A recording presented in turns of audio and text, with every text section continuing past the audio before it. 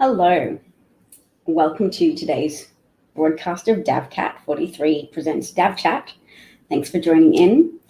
I'm going to go through some topical issues, the Minority Report style admission of acting DHS Secretary Chad Wolf that federal agents on the streets of Portland are arresting people proactively, i.e. before they've committed a crime, before there's probable cause that they will commit a crime.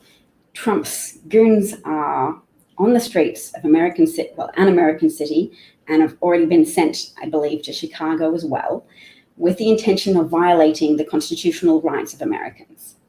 And this is not just Americans' constitutional rights. In a lot of nations around the world, you can't proactively arrest somebody for a crime that they haven't committed. So I'm going to be doing some exercise because for me, it's a big challenge in the era of Trump, corruption, kleptocracy, fascism, etc., to do self-care. So I choose to do my self-care online now to help others who might be similarly stultifying in a morass of concern and frustration. So what I'll be doing is singing along to a Hamilton song. Today, this Hamilton song of choice will be Dear Theodosia. And then after that, we'll look at a thread from Twitter by a Harvard law professor analyzing Chad Wolf's pronouncement and how it does violate the American Constitution, how it does violate principles of justice, liberty, etc.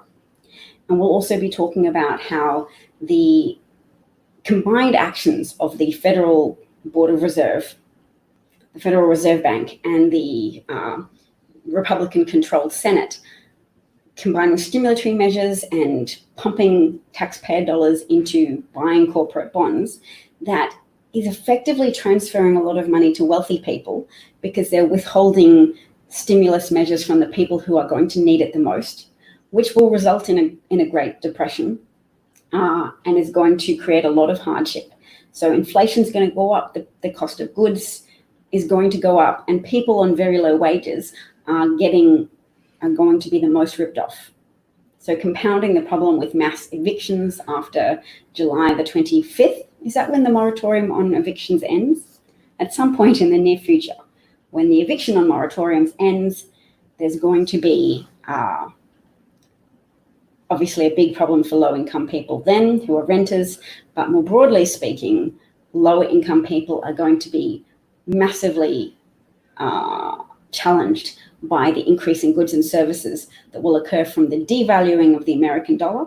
And you can see that now on the stock exchange. People are pumping money into the price of minerals, so gold and silver, which is a reflection of their belief that the American dollar is not going to be as worthwhile a target for their investment money.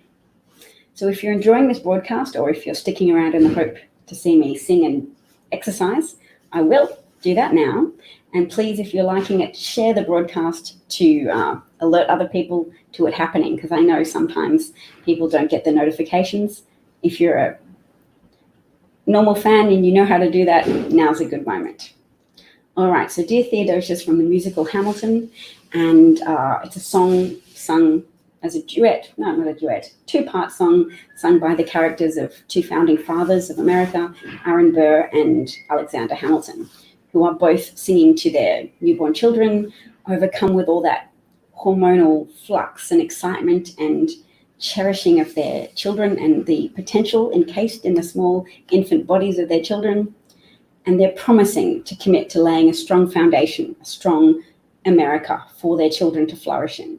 So it's very relevant to today, where a lot of people are concerned, with good cause, that the fundamental underpinnings of America are being ground into the dirt and undermined by a aspirational dictatorship in the form of the extremely corrupt current president of the United States. Thank you. Let's do the song. Now tell me, how's the volume on that? Can you hear?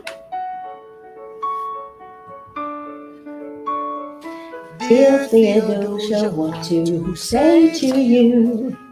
You have my eyes, you have your mother's name. I should give you a second to Join in if you want, actually. I meant to say, if you have weights and you want to join in, now's a good time. Because of humanity's tendency to act on mirror neuron principles, we're more likely to do something if we see someone else do something. So work with that instinct. If you, like me, need to do more exercise, get some weights. If not today, on another occasion, soup cans will do it for you if you need some now. I'm dedicating every day to you. Domestic life was never quite my style. When you smile, you knock me out, I fall apart. And I thought I was so smart. When you will come of age in our young nation, we'll bleed and fight for you. We'll make it right for you. If we lay a strong enough foundation, we'll pass it on to you. We'll give the world to you, and you'll blow us all away. Someday, someday. Yeah, you'll blow us all away. Someday, someday. Ooh, Philip, when you smile, I am undone. My son, look at my son. Pride is not the word I'm looking for. There is so much more inside me now. Philip, you outshine the morning sun. My son, when you smile, I fall apart. And I thought I was so smart. My father wasn't around. I swear that I'll be around for you. I'll do whatever it takes. I'll make a million mistakes. I'll make the world safe and sound for you.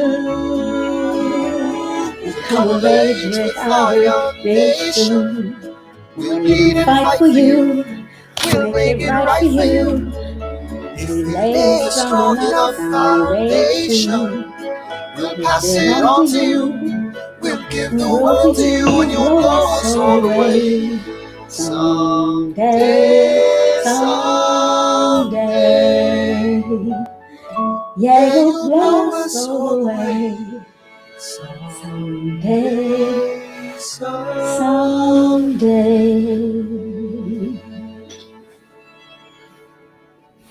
All right, that ends the exercise component. I hope you enjoyed. Now we will go and look at something else. Denture stains.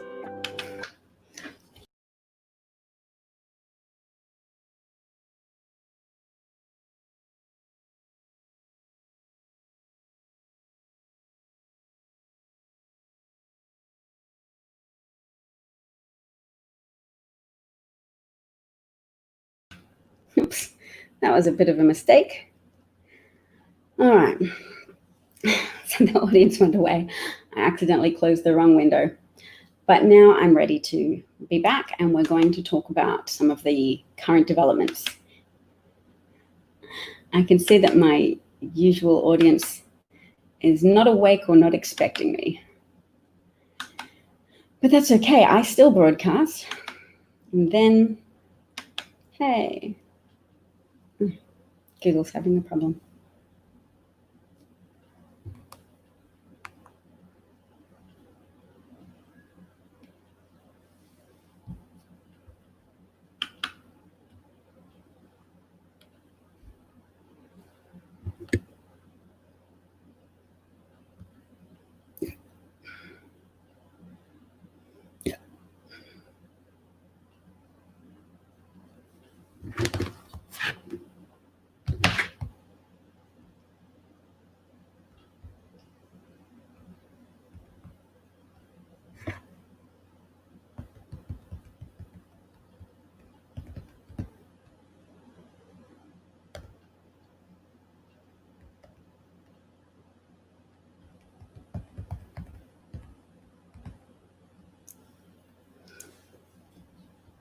I guess if you can still hear me, even though the screen is frozen from my side. All right. So thank you for joining me.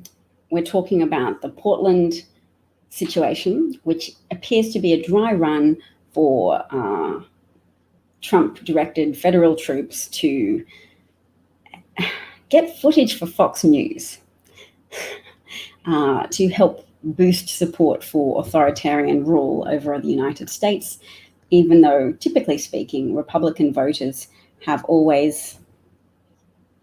Hey, thanks, Cameo. It's great that you can see me. So I performed before a song from Hamilton, which wasn't very good, but to me, it's radical to concentrate on self-care, even when people who have a modicum of engagement with what's going on in the United States have good reason to be very concerned and distressed. So my sympathies are with you. I understand that Trump's proposing a rollout in more American states.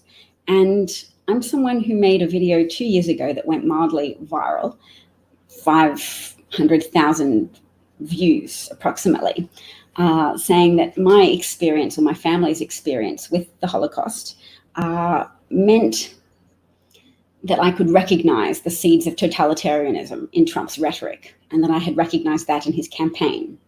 People who are sufficiently unethical to try and appeal to racism as a plank of their campaign will then expand whatever power they get through that immoral capitalizing on people's worst qualities. And racism is fundamentally irrational, negative views about other people. So it's not based on their individual behavior. It's not even really based on their culture. It's based on fulfilling an emotional need to view yourself and your cultural group as superior to somebody else, either to justify your actions in oppressing and tormenting and exploiting people from a different cultural background or different physical appearance. And people will make a lot of psychological accommodations to themselves to continue being able to believe that. As we can see with those who still brandish Confederacy flags, there's a lot of people who still want to relitigate the Civil War in the United States and win it for slavery. So there are some ways in which slavery has been perpetuated in the United States, because there is an exemption clause in the 13th Amendment that said slavery or indentured servitude is no longer legal except under the conditions of criminal imprisonment. So if you're in jail, then they can use your labor as effective slave labor, which, if you look at it, is a strong motivation for America having disproportionately investigated, charged, apprehended, convicted, and imprisoned so many African American people, even for crimes that people know are committed at an equal rate by white citizens and black citizens. So drug taking, it's a pastime that is not restricted to any cultural group. Researchers have demonstrated over and over again, people of all skin colors participate equally in that pastime. And yet it is the black community that is stopped by police, that have their pockets emptied and their cars searched, and are then more likely to receive prison sentences in the judicial system, when white people might be more likely to get a slap on the wrist or a warning. And then once again, Black Americans are effectively enslaved in the judicial system. So this is not to say that those principles are the cause of everybody's imprisonment, but they are weighting the scales downwards towards injustice for Black Americans. And more people are cognizant of that at present, or more people are at least motivated to learn, because oops, is this still going to work? It's weird for me that the screen's frozen in terms of what I'm looking at, but you can still see me. So I am trying to fix it. But yes, as I was saying, more white people are finally at least on board with the idea We're all on a continuum of understanding, but more of us understand now that the Black Lives Matter movement seeks to highlight and remedy injustice, very persistent injustice across time. That no, injustice didn't shut down or end with the abolition of slavery. Slavery persisted, injustice persisted, and hatred and condemnation and irrational negative views and exploitative desires persisted in the hearts of a lot of white people who didn't wish to surrender not only their power, not only their income from slavery, but also from the irrational sense of moral superiority. And you can see that on the internet, on social media, where people irrationally highlight crimes committed by Black people in an effort to gather support for their viewpoint, which is that they think that there is some kind of inherent superiority to white people. There's still a lot of Nazis and Nazi-adjacent thinkers on social media, including Twitter and Facebook and all manner of social media, because the human heart persists in darkness, and it takes strong leadership to be able to shame that darkness into a smaller corner. And Trump has emboldened some of that darkness to get out of that corner and to walk the streets more openly. But at the same time, people have been willing to use people power. Hey, Paul, nice to see you. It's good. I was talking to only 1 or 2 people earlier, but I'm really glad that more people have stopped by, because it was mildly disconcerting, and I'm just happy to not be talking to myself, which many people take as the definition of madness, a continual conversation that you only conduct with yourself. Whereas some of the things I've learned as a white person who understands that I have not had the requisite sense of urgency about addressing the injustices, that I am part of the beneficiary of injustice, and as such, I have power to effect a change. Because with my attention, with my time, as well as with my donations and my energy, I can help build this growing momentum, which helps people become aware of persistent injustice. So I can use my time to invest in things like reading about, say, the significant fall in violent crime that has occurred in nations all around the world 20 years after lead has been removed from petrol.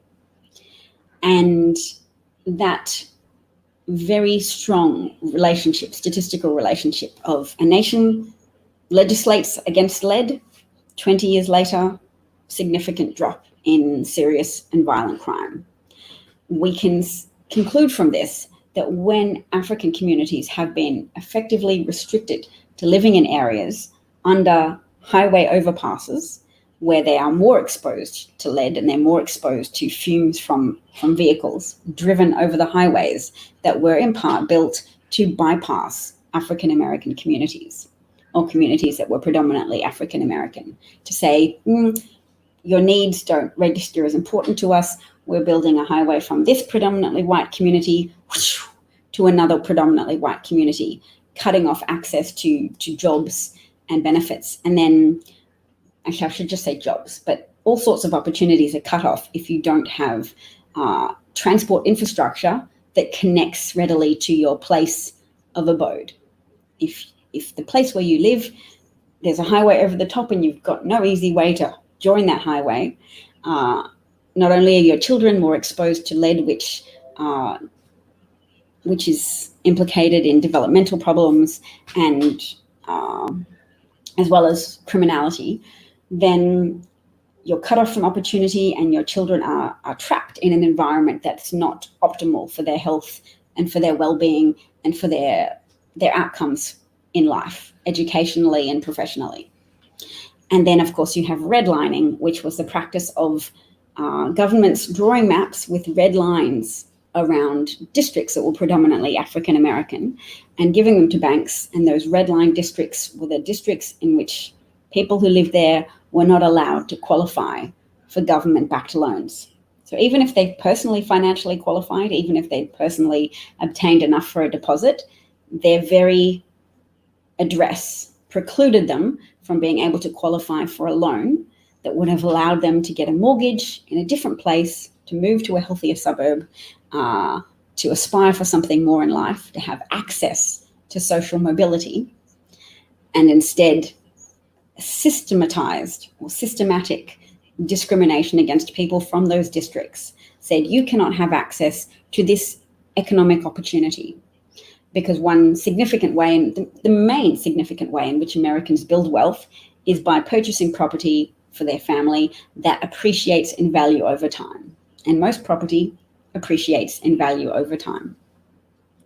So yes, redlining, good to learn more about that. It's a practice that has kept African American communities in poverty, and there's still more economic disenfranchisement that continues to this day. Psychologists have established that if you send out resumes that are identical in details, except the name at the top, you change. One, a more anglicized sounding name, and the other, a more African American sounding name, those resumes are less likely to be contacted for an interview, to progress in an employment selection stake.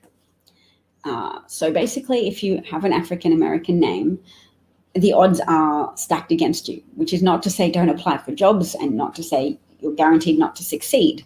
That's often the argument of conservatives and Republicans. They say Democrats have coddled Black people and told them they shouldn't bother to try and they should just stay on the reservation, which is a racist argument, but it's important to respond to the illogicality of it as well.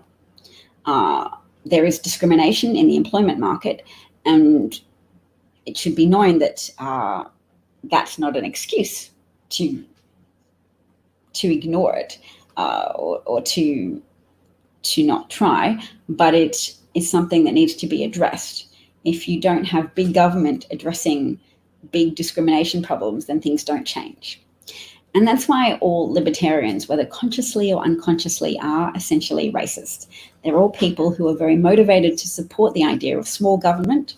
Whether they know it or not, big government in America has had the clout to drag states into line in relation to racism, to drag the states via that section of big government, the big judiciary made the Brown versus Education decision that desegregated American schools. States' rights wasn't going to achieve that particular goal, but principles have been championed by big government. So people who say, no, I'm just libertarian because I don't want to pay tax, are also usually not acknowledging that they don't want to pay tax because they have some intellectual conditioning that makes them think taxes are disproportionately rewarding Black Americans. And there's a book called Dying of Whiteness by Jonathan Metzler, and he interviews a lot of people in various white dominant areas in America where people honestly account to him that they think they don't receive government benefits that other people do and that predominantly Black people do, even as they admit to receiving various government benefits. They just don't count to them. And such is the human power, the human ability to live in a complete denial of your own circumstances, that all these people on veterans benefits and the Affordable Care Act denied that they received government help and still had disdain for the idea of government help. Oh no, me, I wouldn't accept it, but Black people do, and that's not fair. I don't want to pay tax because it's just going to help those people, and that is thereby discriminating against me, a white person.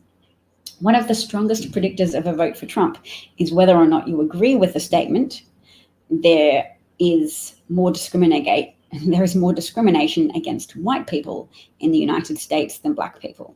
If you think that's true, then you're probably someone who voted for Trump.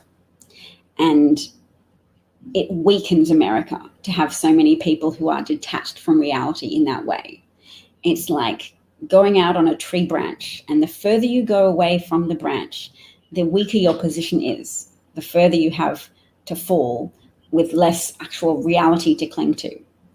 And Putin was able to exploit that weakness in the American psyche as well, that there is this persistent, irrational, racist beliefs that are entrenched in a lot of your judicial incarceration and employment systems, as well as within your government, but particularly state governments.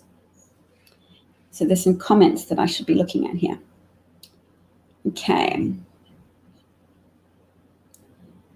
Kemio, I don't know how to pronounce your name, Kemio. I hope that's correct. You wrote, this is why Africans need to organize themselves together or reorganize themselves together. Oops. Dang it. I lost the comments. It's been great that I've had so many people to engage with today, even though I am suffering from technical difficulties. That's been cool. I can't do what I normally do and share a screen with with Twitter, because I would love to go through the Harvard professor's thread on why exactly the Fed officers in Portland are violating the Constitution. I would have loved to discuss that, but it's also been great to have some focus today on why libertarianism is fundamentally racist and why unchecked racism in America has created vulnerabilities that have wreaked devastation on America. The 140,000 people are just the start of the deaths that are occurring as a consequence of having an unprincipled, corrupt, authoritarian racist in power. Racists put him there, wasn't economic anxiety. People with an income under $50,000 in America were more likely to have voted for Hillary Clinton than Donald Trump. But a significant number of white, non-college educated people in the United States chose to vote for Trump. Whether they were working class or business owners, that support has been very enduring. And it is the culmination of a lot of carefully cultivated grievance culture. And that grievance culture has created a robust vein of support for Trump, even in the face of well-documented corruption, constitutional violations that happened straight away. For example, the violations of the Emoluments Clause. And people keep outlining these various violations and saying, well, look what he's done now.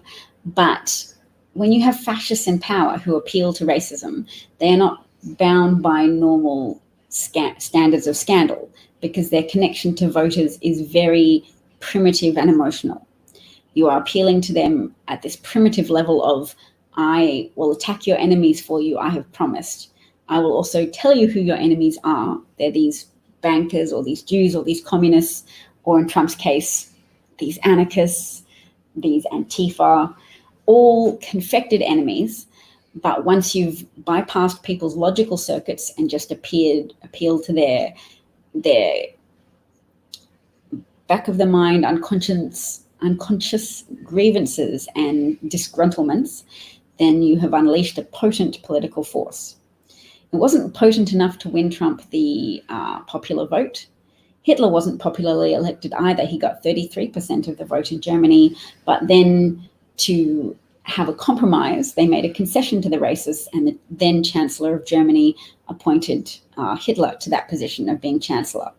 And Hitler then was able to abolish normal democratic elections and to merely abuse his position as leader of Germany to continue to whip up sentiment against enemies, domestic enemies, external enemies, whip up anxiety and hostility, and profit from that to gain power at the cost of catering to people's most crazy tendencies.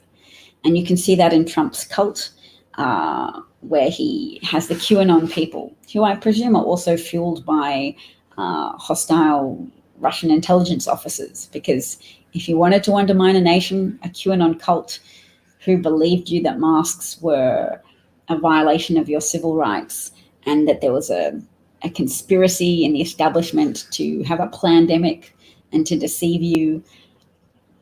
Conspiracies can be popular because again, of the emotional appeal. They make people feel important. They have access to secret special knowledge, even without the time and trouble and energy to obtain a college education. It makes you better than those other people, than even your doctors, because you know that it's all a trick, and you've got the inside information. So that's one of the reasons why QAnon are not just a joke. They're incredibly harmful, and they collude together on social media in a way that often involves promotion of violence and advocacy for civil unrest, that they want to attack authorities that investigate Trump, which de-incentivizes people from investigating Trump or being honest about what they've found or being honest about what he's doing and the likely impacts of that. So how frustrating is it for Americans that it's difficult to marshal together consensus on the need to wear masks and have strong testing capacity and tracing capacity, that your economy is being sabotaged so hard at the same time as Trump is stalling so that the crash doesn't become evident until November. So Republicans are likely to keep throwing stimulus money at the economy to just postpone that crash, which will occur because the foundations of the economy are being substantially undermined. Small businesses are being ruined. And it's not because of shutdowns. It's because a virus is wreaking havoc amongst a growing number of American communities and bringing America's hospital systems close to collapse in some cases. And even if not close to collapse yet, predictably in the near future.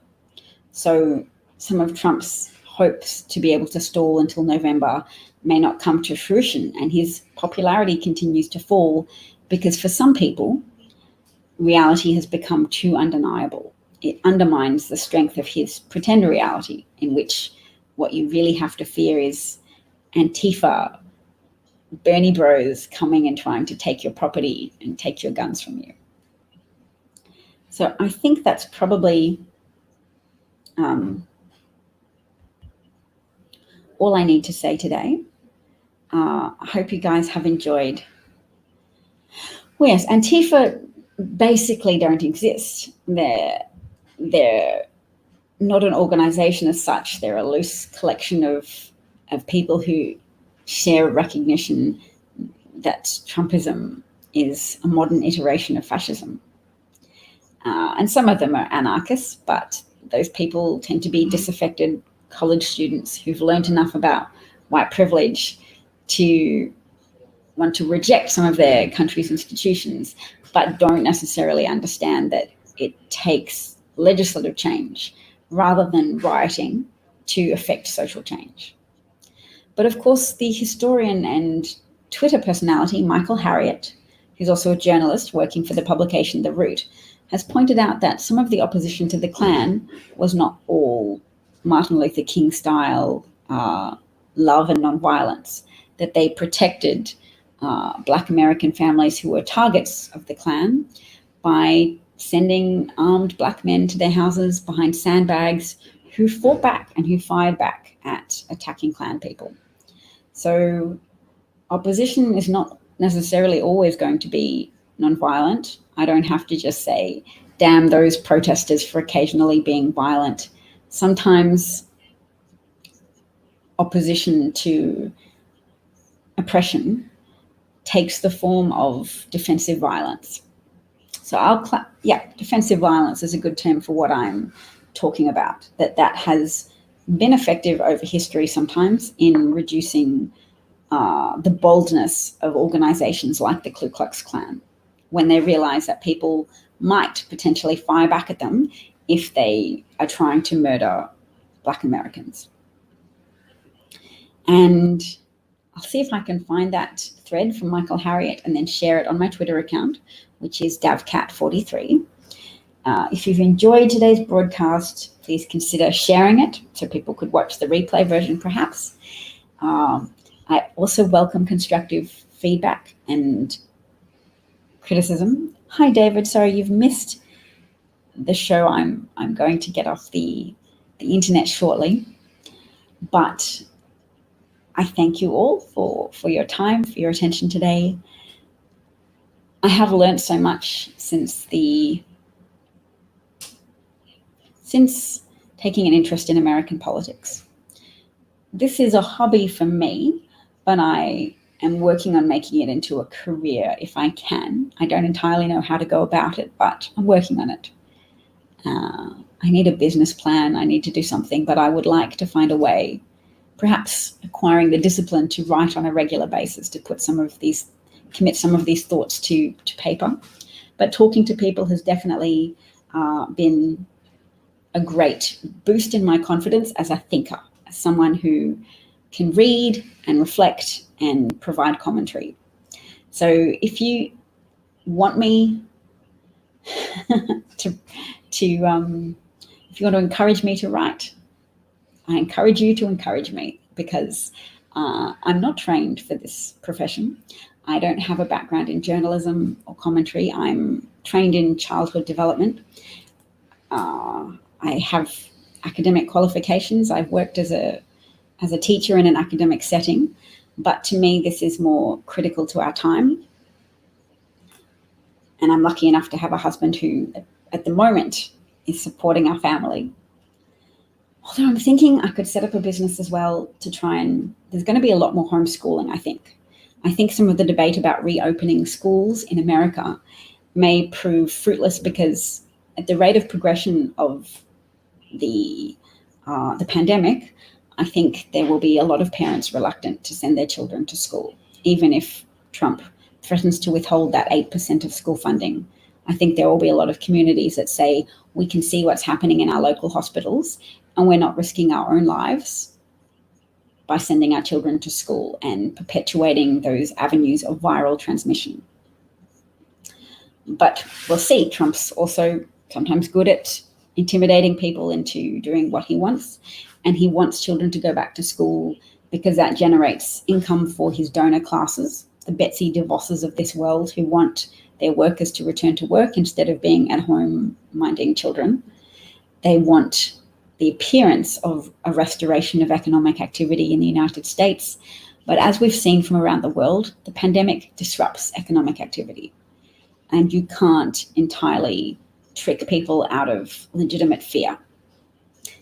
They're working on it very hard. An increasing number of Americans think that the death tally is being overreported. So I think it's 31% of Americans overall think that the death total of coronavirus is being overreported. A lot, I think it's between 70 and 80%. A lot of Fox News watching Republicans believe that the true death total is less. But yes, Trump's popularity does keep falling, and I think that's a function of people increasingly getting infected. And once you know someone infected, it's harder to maintain the internal fiction that the pandemic is being overreported.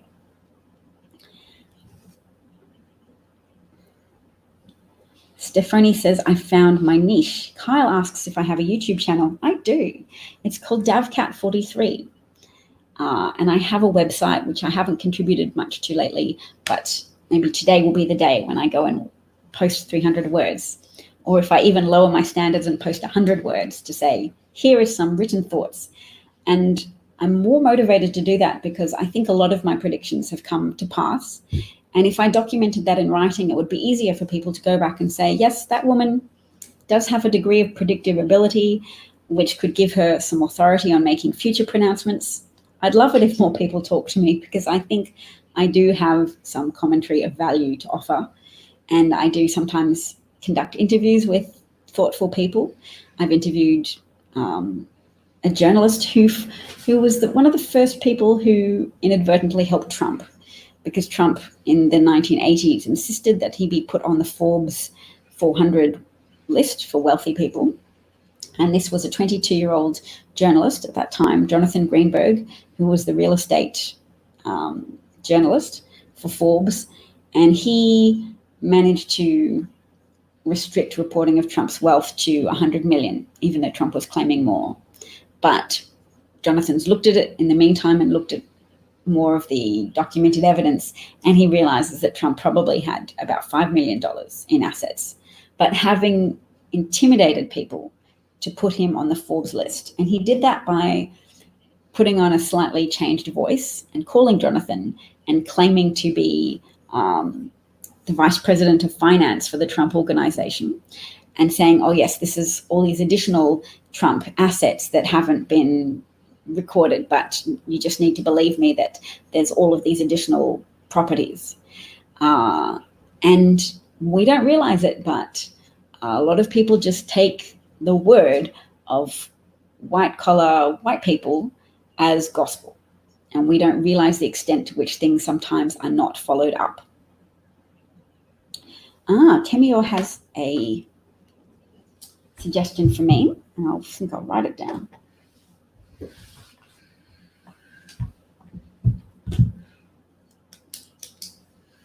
I'm going to take a screenshot of this. I do really appreciate your positive feedback, everybody. So an online class, MOOC, I don't know what that stands for, but I'll look it up. And e-learning. Yes, perhaps I should do a class in journalism, and that would help me, because I've been doing this for a while now, and learning entirely by feel is difficult. Bloomberg Radio is hiring. These are good tips. Thank you.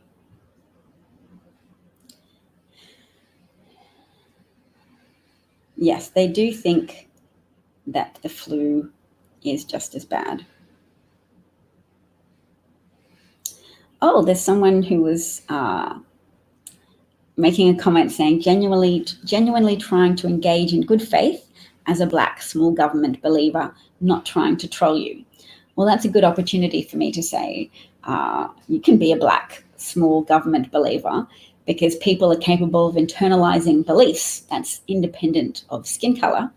But most Black people have enough pragmatism to understand that big government has been the engine of progress in relation to civil rights in the United States, and that all of the Republican claims to touting the value of small government and reduced taxes, you could more plausibly say to me, I'm a believer in efficient taxation, like a smaller amount of taxes that are spent efficiently, and vigorous oversight on government waste and vigorous oversight to prevent corruption.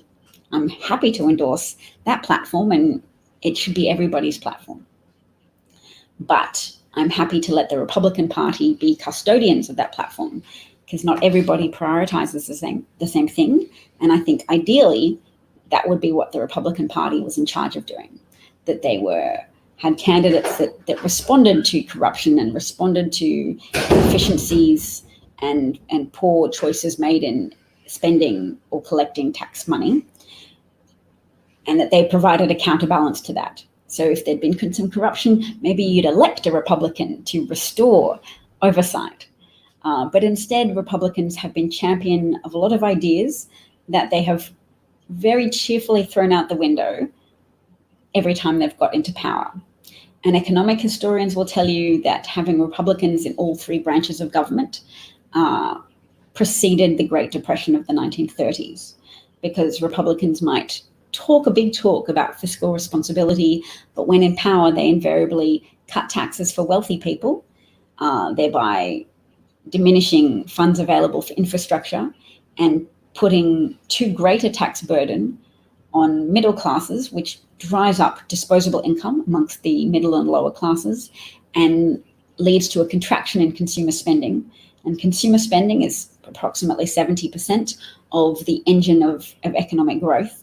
So once you do that and you let that happen for a few years, there's a self-perpetuating spiral of economic contraction that gets worse and worse, because the less people spend, the more jobs get lost. And the more jobs that are lost, the more frightened people become, the more they restrict their spending. It gets amplified, particularly when you have Republicans in power who are philosophically opposed to big government and big government stimulatory spending. You need big governments to come in with a circuit breaker when you start to have a circling down the drain economy. Big government has to be the one to use taxpayer funds or printed money from the federal bank to say, here you go, inject the middle class and the lower classes urgently need some money so they can start spending, because consumer spending drives economic growth and drives economic health. So right now, small business owners are largely getting screwed in the United States, but particularly African American business owners who are less likely to have loans from big banks. They're more likely to have loans from smaller banks, which apparently are less discriminatory. And the Trump administration and the Republican-controlled Senate organized for the stimulatory measures to be distributed through big banks. So approximately 90% of African American small business owners have not received those government-guaranteed small business loans.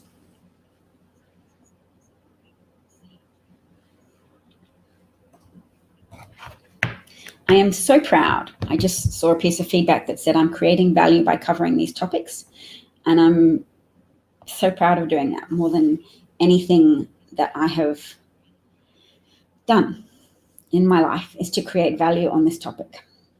So yes, Republicans are very much involved in facilitating crimes against the American people, facilitating bribery, perversion of the electoral system, electoral fraud. We know that it was the Republican candidate in the North Carolina elections, Mark Harris, who hired someone, Leslie Dowless, who encouraged people to steal, to misappropriate absentee ballots, to take them from people when they hadn't been completed and to assure them that everything would be taken care of. And they took masses of those absentee ballots back to the electoral office and filled them in, placing ticks next to all the Republican candidates in order to create a victory for Mark Harris and a victory down ballot for other Republicans. And even after that was exposed, even after Mark Harris's own son movingly testified against his father, saying he had advised his father not to employ Leslie Dowless, who was associated with fraudulent behavior, but that his father still did it. And Mark Harris cried in court. And there was testimony by the people Leslie Dowless had hired that they were paid money to take absentee ballots from people and complete them in the office with their own choices of Republican candidates, not with the wishes of the voters themselves. Very, very fraudulent, a theft of democracy. And because the word democracy is bandied around so much without explanation, I think we ought to get back to our roots and say a theft of political power from people, which means a theft of the opportunity to have just outcomes. Because government isn't inherently bad. Politics is inherently supposed to be something that is a way of organizing systems to benefit the biggest amount of people possible, the greatest number of people possible, without creating unjust outcomes for minority groups. So instead, when people steal elections, they're stealing your chance to have better civil rights for traditionally persecuted minorities, when we know now that that persecution casts a long shadow and has very persistent presence in the hearts and minds of some. And that Americans need to be led by an ethical federal government who helps states, because you have pockets of persistent racism in certain states where there is a stronger history of slavery. And that's because people whose ancestors profited from slavery have a harder journey to make to condemn slavery. It's harder to condemn somebody for something when that person is your ancestor and you owe your life circumstances to the actions of that ancestor. It is a harder journey to make, and an ethical federal government has helped some of the southern states desegregate their schools, have legislation enacted that stops them from imposing their religious discriminations against Black people. And there's a big racist religious movement to take over politics whilst claiming to be all about morality and the restoration of morality. But their fundamental emotional drivers are to restore segregation and to restore a socially and governmentally sanctioned form of oppression against Black Americans.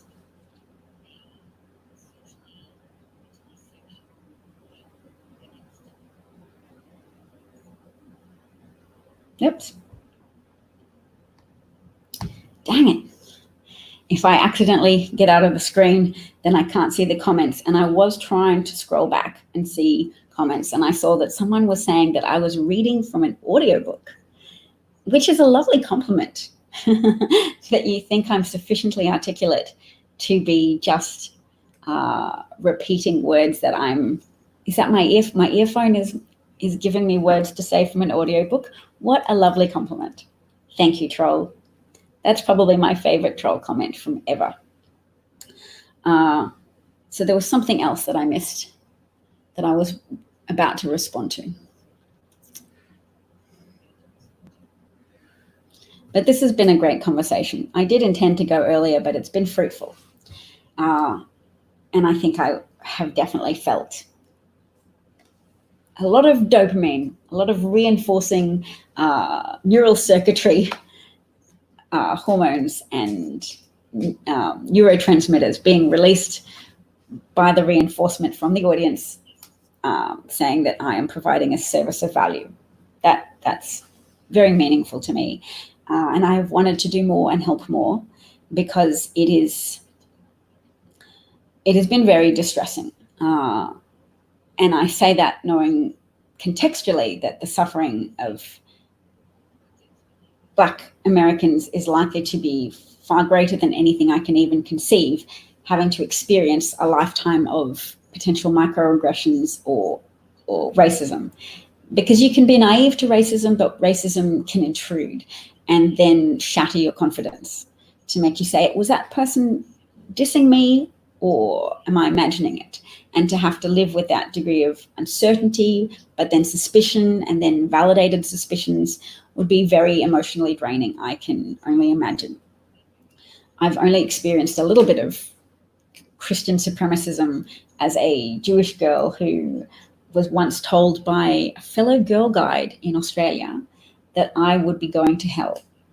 And I was 11 years old, and I didn't understand why she was telling me that I would go to hell. But having thought about it, I remembered that she was religious, and that I guess she knew that I was Jewish. And she did say something about it being because I didn't believe in Jesus.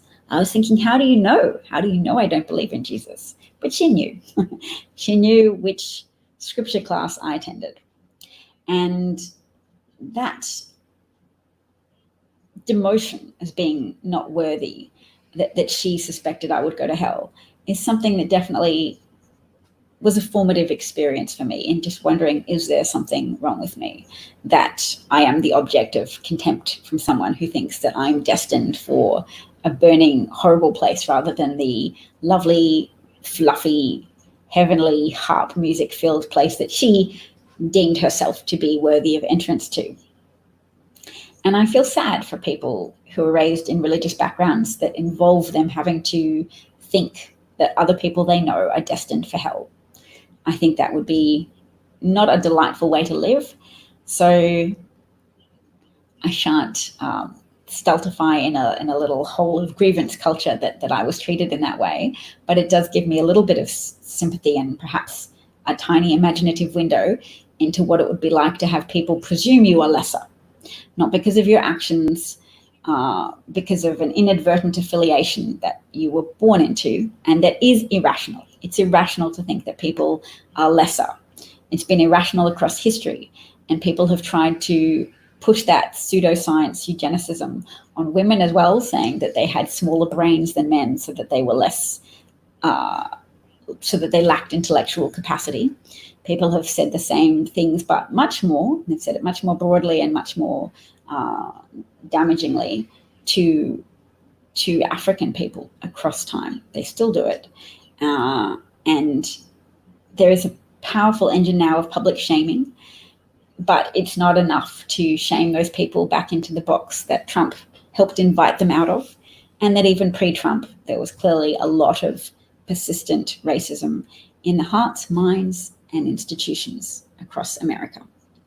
So when people say systematic racism, it's often not explained. But I read an explanation the other day and realized, yes, I'd heard that phrase for so long, but hadn't really tried to define it to myself or hadn't sought a definition. But I've been told that systematic racism means racism that's so entrenched in a institution that it doesn't matter anymore whether the individual in that system, like an employee, is racist or not. They will be compelled to act in a certain way, in a discriminatory way, because that is the established status quo of that institution. So, for example, there's a reformed whistleblower border guard on Twitter called Jen Budd, and she says when she was trained, I think she was a graduate of a law school, but she went into the border force to earn money, and they were trained to speak abusively of migrants. They were compelled to use derogatory terms about them because the training was targeted to inculcate a sense of contempt. And I've heard that now from whistleblower police as well, that when they're trained, they're exposed to a lot of videos of police officers being killed on the job. And that's distressing footage, and it's traumatizing, and they're exposed to it to cultivate a sense of us versus them, and to help them be racist as well. Because I would imagine some of that footage is going to be of Black Americans killing police officers, because that's already a cultural trope.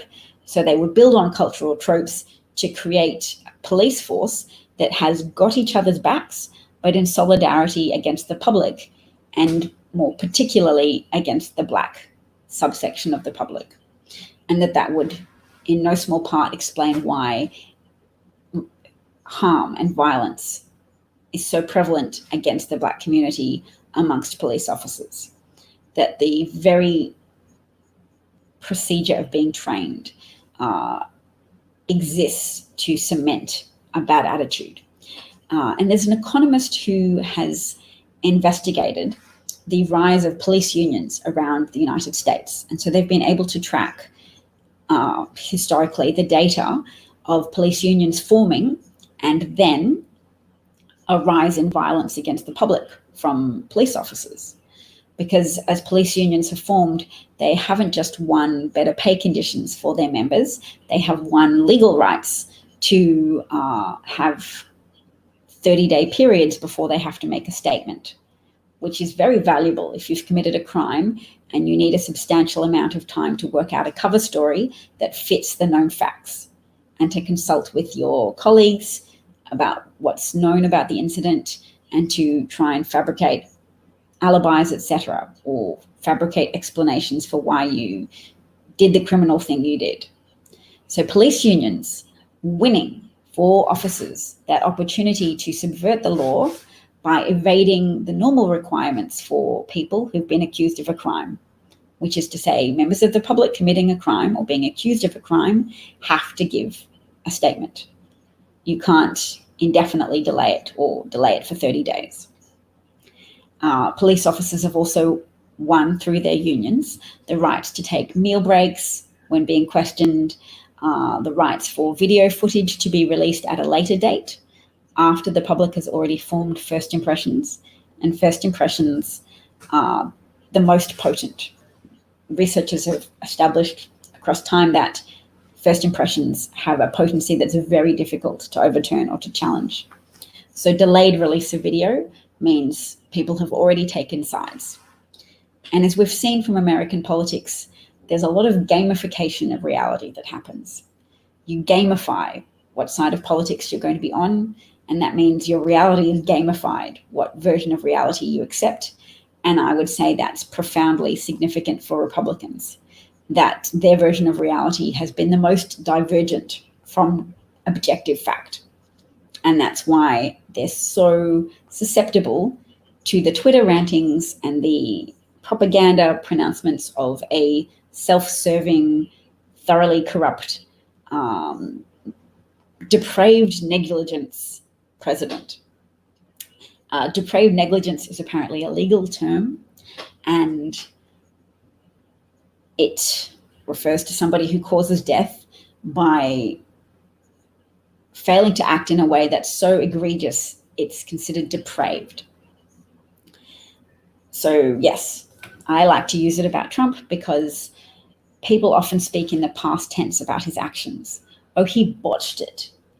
He botched the pandemic response, which is a past tense verb, and using that is very restrictive to people's thinking. And we need people's thinking to be more proactive, because people need to realize that they're opposing an ongoing betrayal. They're opposing an ongoing situation where the president continues to sabotage public health, continues to undermine public health, continues to fail to provide federal services to citizens who pay substantial amounts of federal tax. You pay federal tax, but you're not getting a federal service from someone who should be responding to a national crisis with responses that other countries manage to do. And people need to be more explicit about this. We constantly quote statistics from other nations and say, well, Germany's death rate has gone down to this and their case rate's gone down to this. The real message that people are trying to communicate is these other places appear to have functional federal governments. They're getting value for the federal taxes that they pay. They're getting a government with a national plan and a system. And instead, we're reduced to just fruitlessly debating which government is superior or what statistics mean something. And we're vulnerable to Trump just lying about statistics and saying that America has the best statistics. It doesn't. The death rate in the US is one per capita, which means, so say the number of people dying out of every 100,000 people. So if Germany has a population that is 4 times the size of the United States, why is the death total in the United States 98 times as large as Germany? And using figures contrastively like that helps, but so does saying it out loud. Not just Trump is bad, but the Trump administration is failing to provide a service that people pay for with their federal taxes.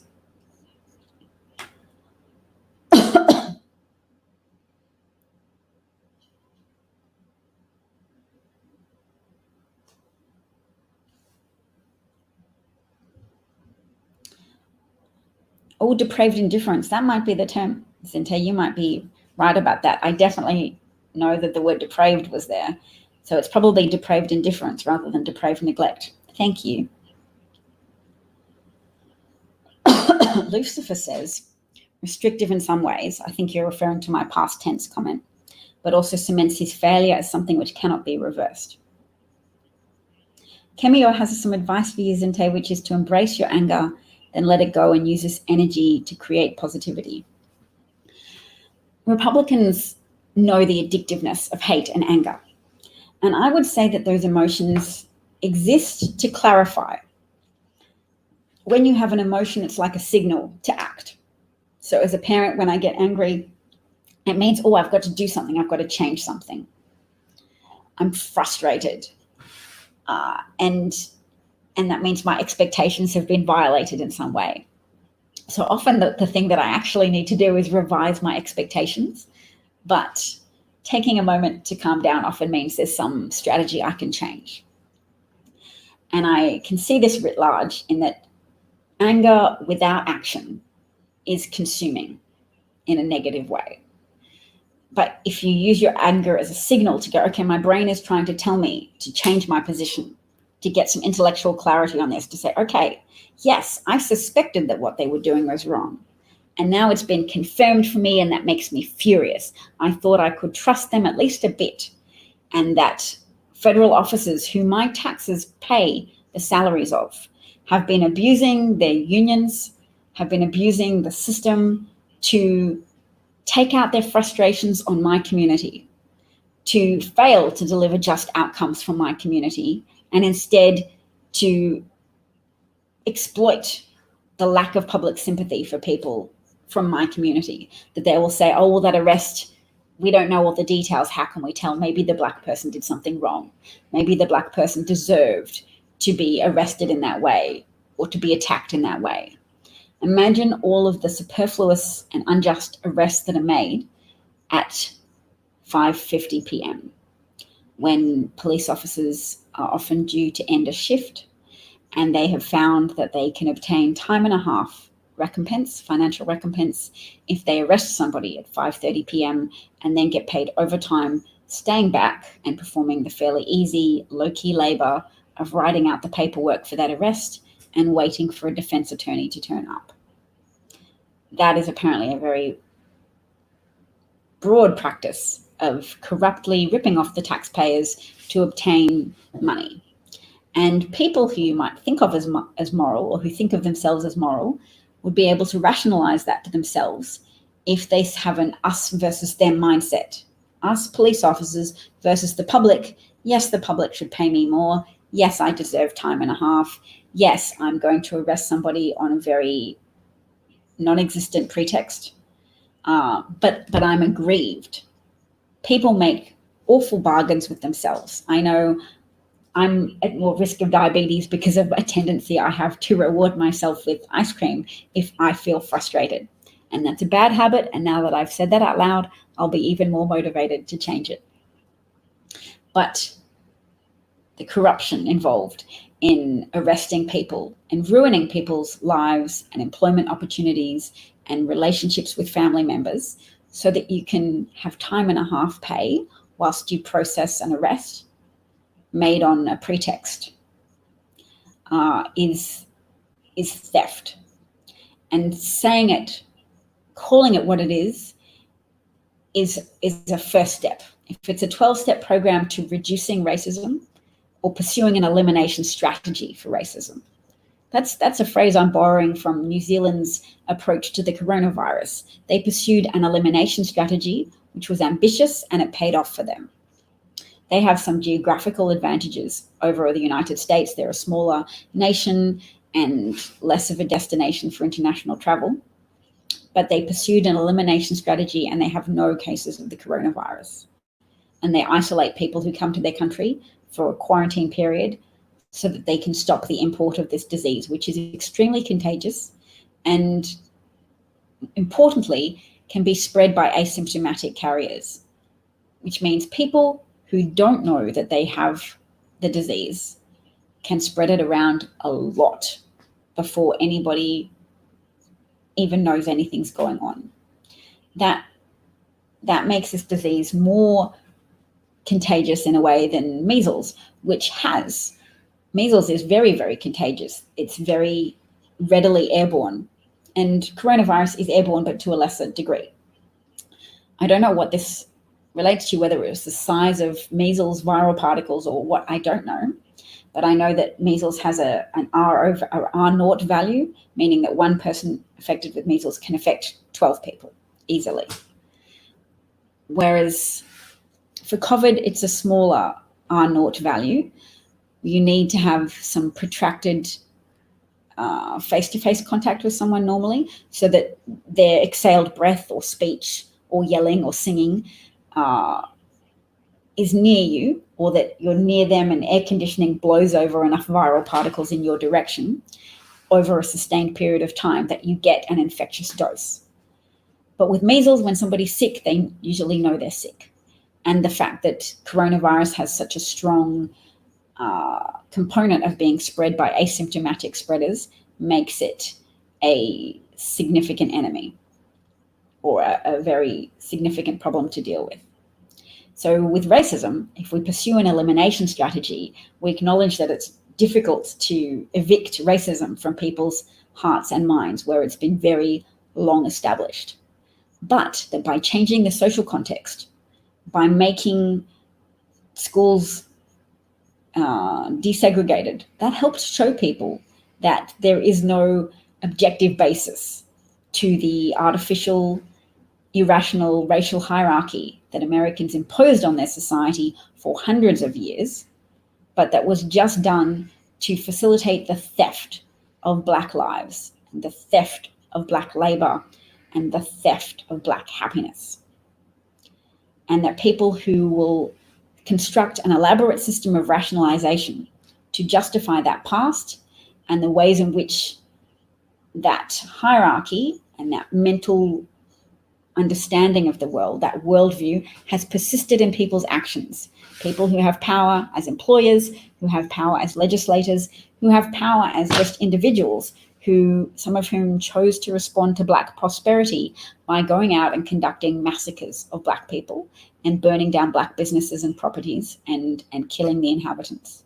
And there have been white conducted massacres against Black people in Tulsa and in Rosewood and in hundreds of places during the Reconstruction era, when people were trying to adjust to this new reality of, we don't steal Black lives anymore and it's not okay. Not everybody could adjust to that.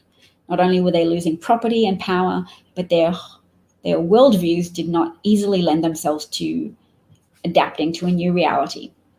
They still suspected that Black people were lesser. They were still afraid of potential crimes that could be committed by Black people, and they irrationally responded with violence every time it was suggested or implied that there was a crime of sexual violence committed against a white woman by a Black person.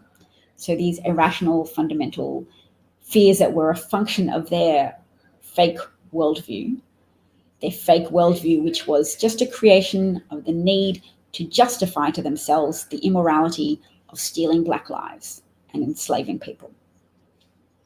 So you become overly suspicious, and things like the torture and murder of 14-year-old Emmett Till happened because of white irrational overreactions to treat an accusation that a Black boy flirted with a white woman, which was a false accusation in any case, but to treat that as being such a terrible situation that they had to torture.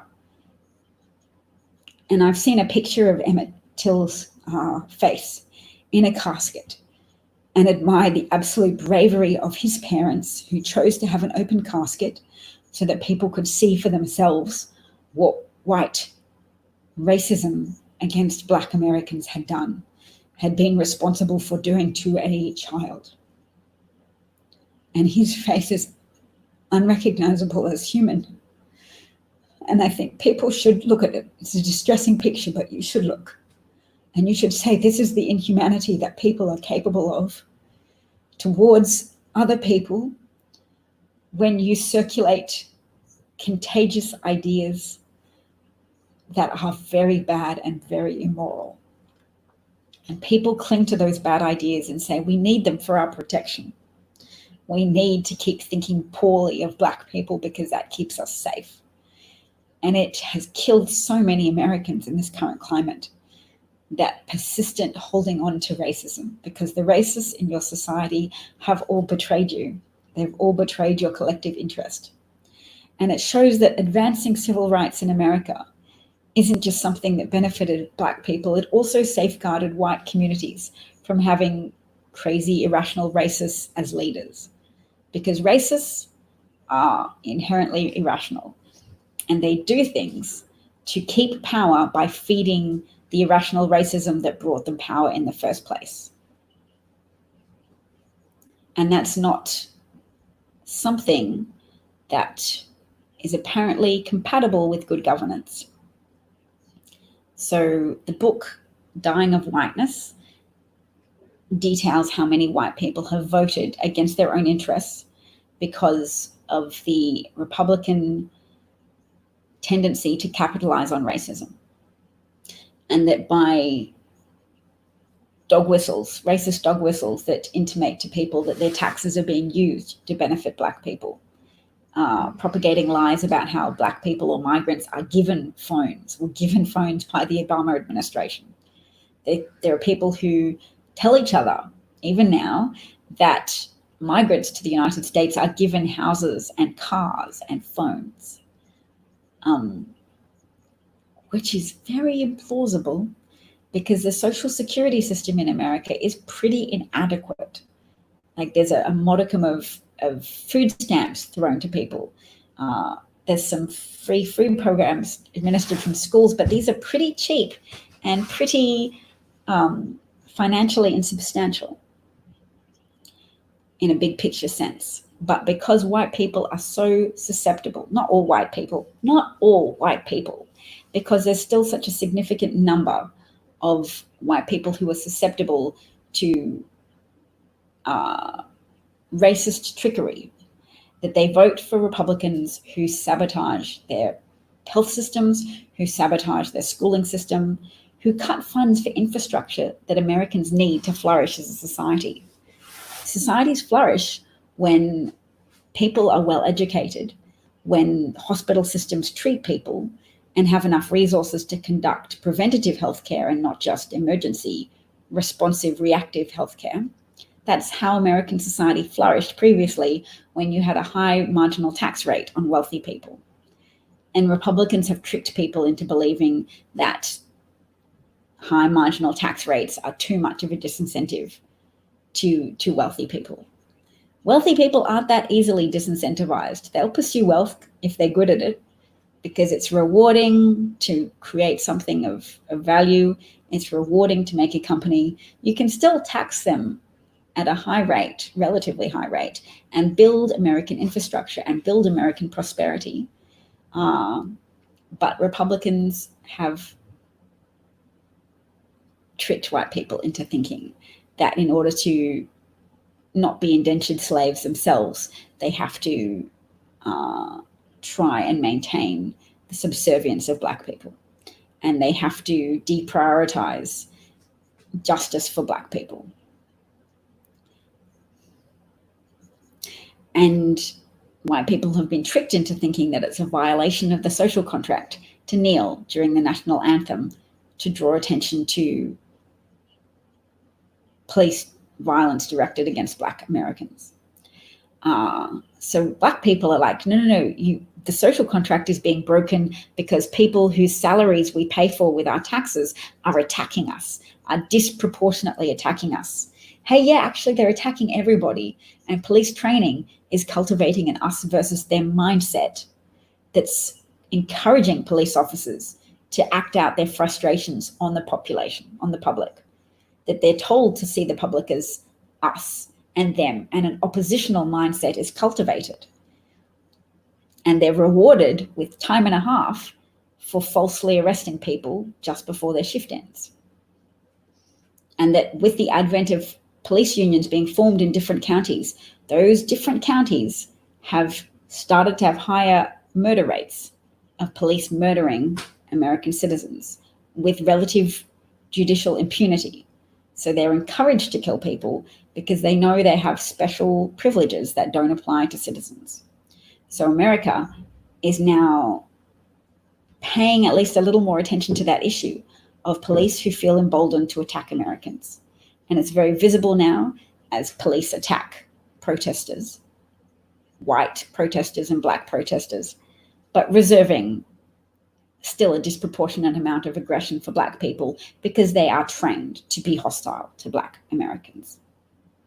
And that can even happen to Black police officers as well, because you can internalize a institutional culture that's called systemic racism, when an individual's moral ethos becomes subsumed into a cultural ethos.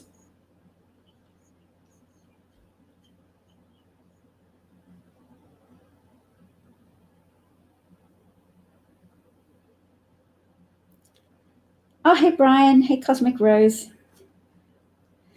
Who got muted? Oh, somebody's saying grouping. Thank you. Oh, Mark Blythe put out a new book called Angrynomics. Popular immiseration. That sounds like an exciting term. Brian wants ice cream. Was I talking about ice cream? I must have been.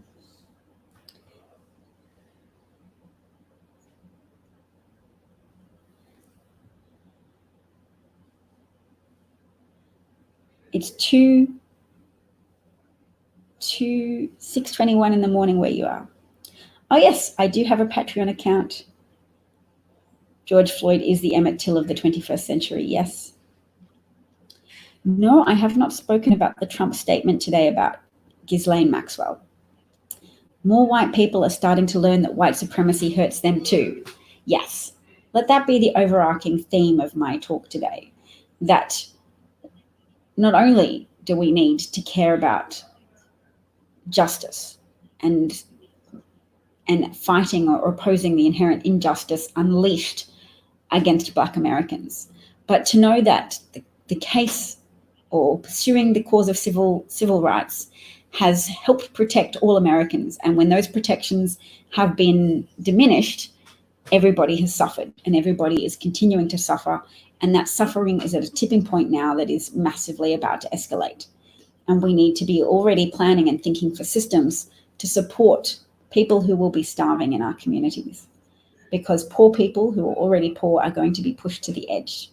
And this is going to be the factor driving rising crime that Trump hopes to benefit from by casting himself as a law and order president like Nixon. He is creating poverty by failing America in relation to the coronavirus. That is creating poverty because he's talking about supporting the economy. What would support the economy is containing the virus. Consumer spending contracts in an environment of fear. And fear about the coronavirus is real and supported by evidence, and is increasingly supported by evidence for people who can see the infections in their communities and who can see their hospitals struggling. So even as Trump cultists increase in their delusions and increase in their fervor for chanting that masks are fascism and masks are an infringement of their personal rights, even as those people become increasingly crazy because they're so invested in supporting tan Hitler that they continue to make ever more extravagant rationalizations to themselves. I mean, a lot of the QAnon rationalizations involve believing that Trump is secretly undermining sex trafficking work. Now, today, Trump wished an accused sex trafficker well. In relation to Ghislaine Maxwell, he said, "I wish her well. I met her a lot."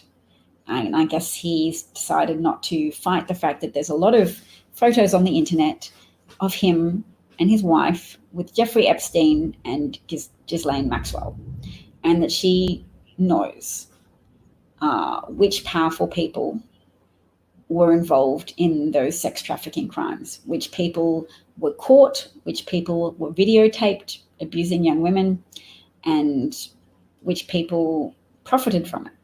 She knows. She's in prison. Trump may be trying to signal to her to hold out for a sentence commutation like his other friends, Roger Stone and Michael Flynn, people who have lied to protect Trump from exposure for being a criminal and a traitor.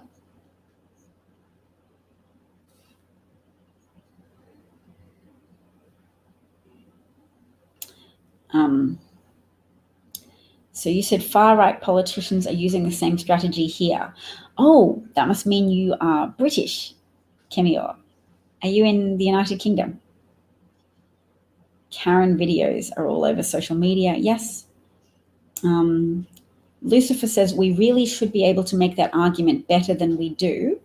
And do you mean that argument that white people are hurt by white supremacy? Yes. The South has made some progress in 40 years. I mean, in Reconstruction, there were Black candidates elected to Congress, and then they were often driven out of their positions by riots from murderous white people who did not like Black people being elected to Congress and who lynched Black voters in order to deter and intimidate Black voters, to disenfranchise them through terrorism, domestic terrorism. Yes. Some people are addicted to being white. All anyone has to do is to go to Google Images and search economic distress map. Looks like an electoral map. Oh, you mean that a lot of red states are still impoverished? Yes, and they're trained to despise blue states. They're trained by footage of occasional problems with homelessness amongst blue states to then say, well, the blue states are the ones that are doing badly. And they have no idea that California is the 5th largest economy in the world. No idea at all. They've seen footage of homelessness in San Francisco and they're like, see, blue states are a dump. And they don't realize that their unproductive red states are propped up by federal tax dollars paid by the residents of blue states. And the South is emotionally stuck in mourning the loss of profitability of slavery. They have not progressed in a collective sense from that ambition to restore their greatness, make America great again, by restoring the opportunity to profit from enslaving Black people. And until the South accepts that they lost the Civil War and that the actual new pathway to prosperity in the United States is by welcoming migrants, and that migrants drive consumer spending and they drive up educational standards and they increase entrepreneurship, that migrants are disproportionately responsible for new businesses that employ multiple staff members and have more than 5-year longevity as a business. That is migrants. Migration has made the blue states prosper. And the more rural states that have languished and dreamt of their past glories as incredibly prosperous agricultural states that profited from the free labor of the stolen lives of Black people, they're not incentivized to make progress and to make an effort to generate income. They just have a disproportionate tendency to languish in resentment and disdain and irrational worldviews that don't help them, all the whilst decrying modern culture and saying we've gone astray because we don't have prayers in schools. And their prayers are in large part related to their old form of Christianity, which allowed them to pretend that slavery was okay.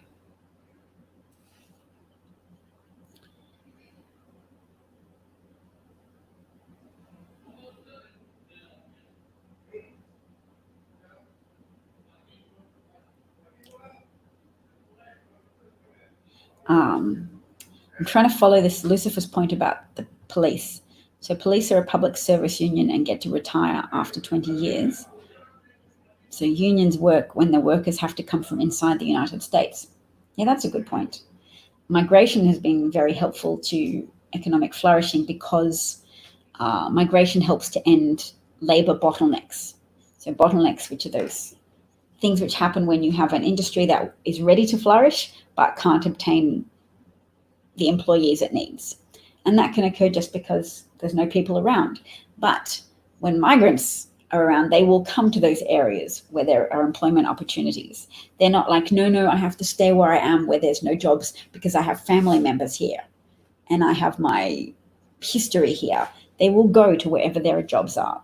So that bottleneck will end and those industries will be able to flourish because of the geographic flexibility of migrants who lack familial ties to a particular area.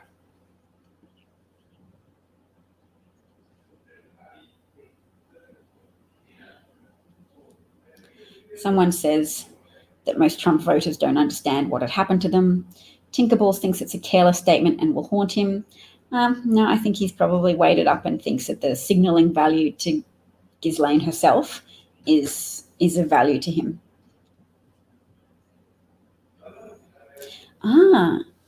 Camille is French. Enchantée de faire votre connaissance. Paul watched the entire Epstein documentary the other night, quite the eye-opener. I haven't watched it, but I've read a lot of the reporting from the Miami Herald, which was done by Julie K. Brown. And once in January, I interviewed Tom Arnold, who apparently helped encourage some of those victims of Jeffrey Epstein to talk to the press, to talk to Julie K. Brown, which then increased public pressure on the judicial system to investigate Epstein further because he was so inadequately punished for his first conviction for sex trafficking. They just used his oldest victim, who was 16, to form the charges, and they ignored the fact that there were a lot of younger girls, or who were young at the time of the abuse, willing and highly motivated to testify against their abuser and his co-abuser, Ghislaine Maxwell. Yes, I don't think I would watch the Epstein documentary because I think I would be too repulsed. But if you have any information from it that you think is worthy and that I might not know, you can tell me. Migrants bring cultural value, it's true. Zinte says, almost everywhere I deliver, it's mostly immigrants working. They drive this country's economy. That's such a powerful statement. I'm so glad you shared it with me. Immigrants are mostly the ones working. They drive this nation's economy. They were the new avenue to American prosperity.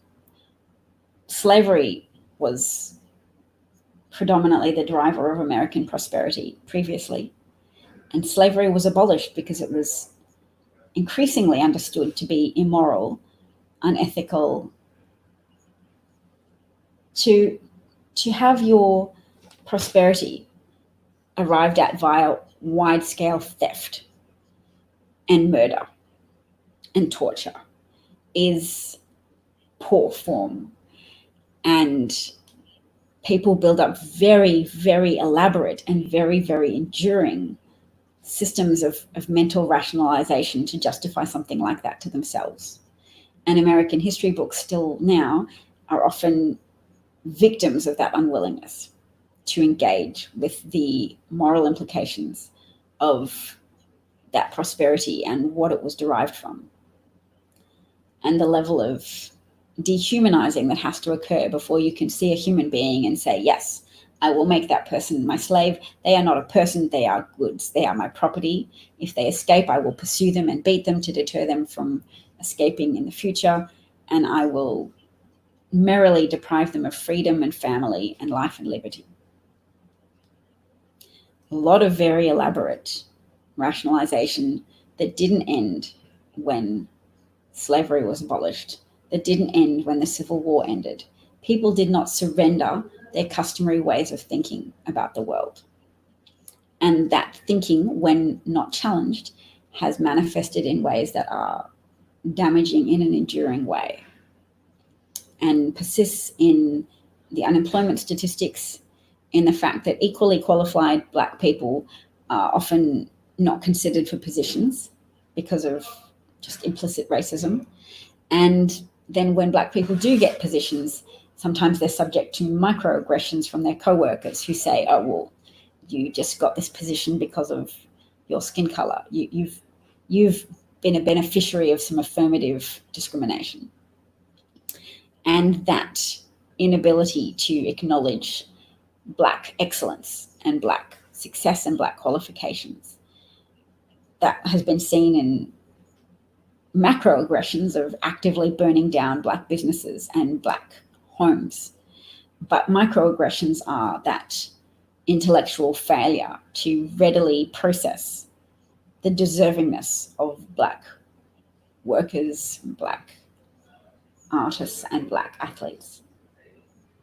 I think Americans have at least made progress in accepting the excellence of Black athletes. And I don't know much of the history of sport at all, but I heard that, was Jackie Brown someone who was a pioneer in baseball? Because I imagine then he would have had to deal with and overcome a lot of racist obstacles to success. But that people who have fought, whose struggles have been very visible, have helped advance the national dialogue. Migrants are being hit hard in Florida by COVID and the Trump-led governor. My county supervisors, yes, I interviewed Tom Arnold. He really did agree to talk to me. I interviewed him for about an hour. There's a record of it on YouTube. I can share that on my Twitter account. I kept the poor man waiting for 20 minutes because we'd agreed to interview each other, to talk once before, and I'd sent him a link at that point, and he wasn't able to make it on that day. So then a subsequent day, we made an arrangement. He got his staff to help him download Google Chrome or whatever it was he needed to use the StreamYard website that I use. And I sent him a new link because it was a new broadcast. But little did I know, he'd clicked the old link and he was just sitting there waiting for me to turn up for 20 minutes while I was talking to people on this new broadcast saying, Tom Arnold's going to turn up any minute now, I swear. It's real.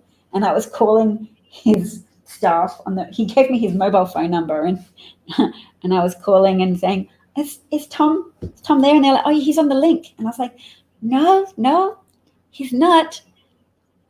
Is he on the old link? Oh my gosh. So 20 minutes of that, got to talk to Tom Arnold, and it was a great interview. He has been involved with a lot of stuff. He helped intimidate Michael Cohen. Not intimidate. He helped shove Michael Cohen into flipping on his former boss. You know, he was Donald Trump's personal attorney. He helped Michael Cohen do the right thing, according to Tom Arnold. Tom Arnold's a practicing Jew, and Michael Cohen's the son of a Holocaust survivor.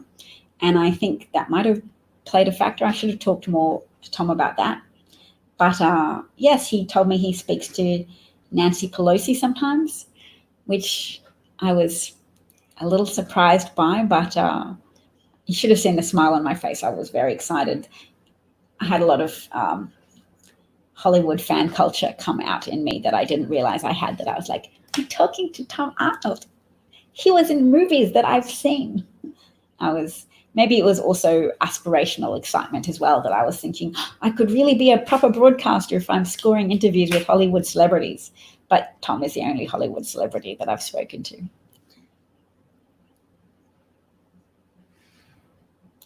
He's an amateur radio operator. Oh, Euromaestro's here. We should talk about. You can watch it on YouTube, and I'll post the link on my Twitter account to the interview so that you can see Tom Arnold. Jackie Robinson, first baseball player. There you go.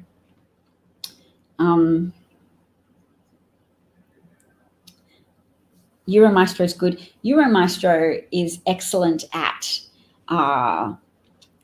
formulating COVID data into charts and tables and graphs that are shared by experts and shared by media organizations.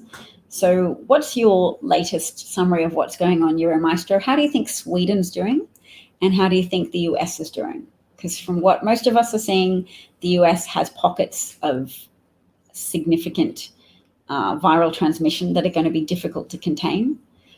And from what I understand, that Trump is driving a lot of the failure to comply with mask wearing, and Trump's covert backers, i.e. Russian intelligence officers, as well as probably domestic bad faith actors as well, infesting the internet to build up a cult of people who disparage mask wearing, even though if you want the economy to reopen, it is basically the vaccine that we have, mask wearing. Vaccine might be a year away, might be longer.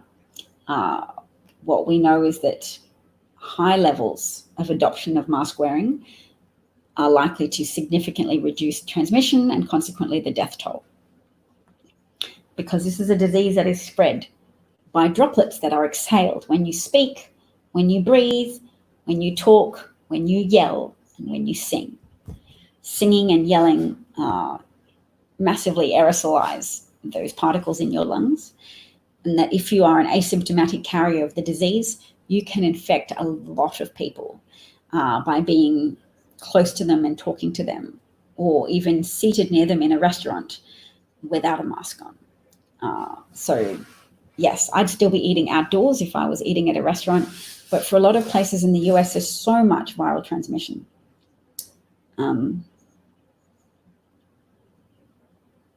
Paul tells me to give myself more credit. Okay, Paul, thanks for the encouragement. I'll do that. 10 to 12K new infections in Florida alone. Euromaestro is saying Trump has changed his mind about masks, or rather he's been persuaded that it is very deadly to him in the polls to continue to be against masks. Because while it might increase the fervor of his cultists to help them feel unified in adversarial opposition to what everybody else is recommending, there's still a subsection of Republicans and Republican voters who accept science and who accept enough science that they want mask wearing to be broadly complied with in order to reduce the risk of disease, in order to reduce mortality, in order to reduce hospitalization and death, and all of the economic devastation that follows as a consequence of the literal pandemic.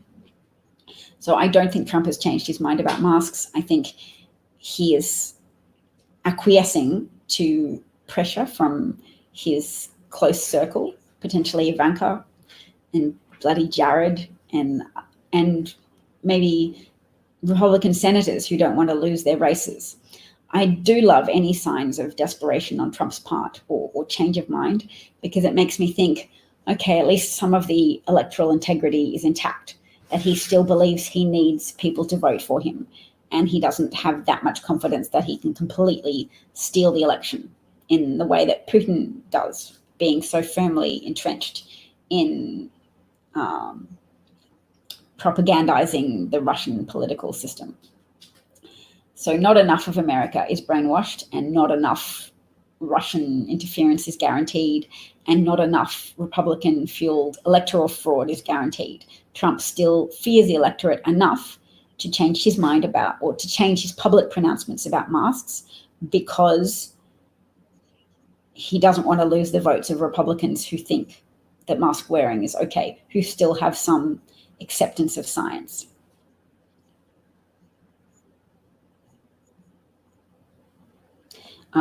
Yes, Republican states are now the hotspots for COVID. And I was talking about that a month ago because William Galston from the Brookings Institute was publishing data saying that the 146 states that had new counties with rates of over 100 people infected were predominantly states that had voted for, predominantly counties where Trump had been the victor in the 2016 election. Yes, according to leaks, he was motivated by polls, absolutely. The number of tests to have a positive test in the US is 3, compared to Germany, 300 tests equal a positive test. Tennessee have had 400 positive cases so far, but no deaths. Weird. Yes.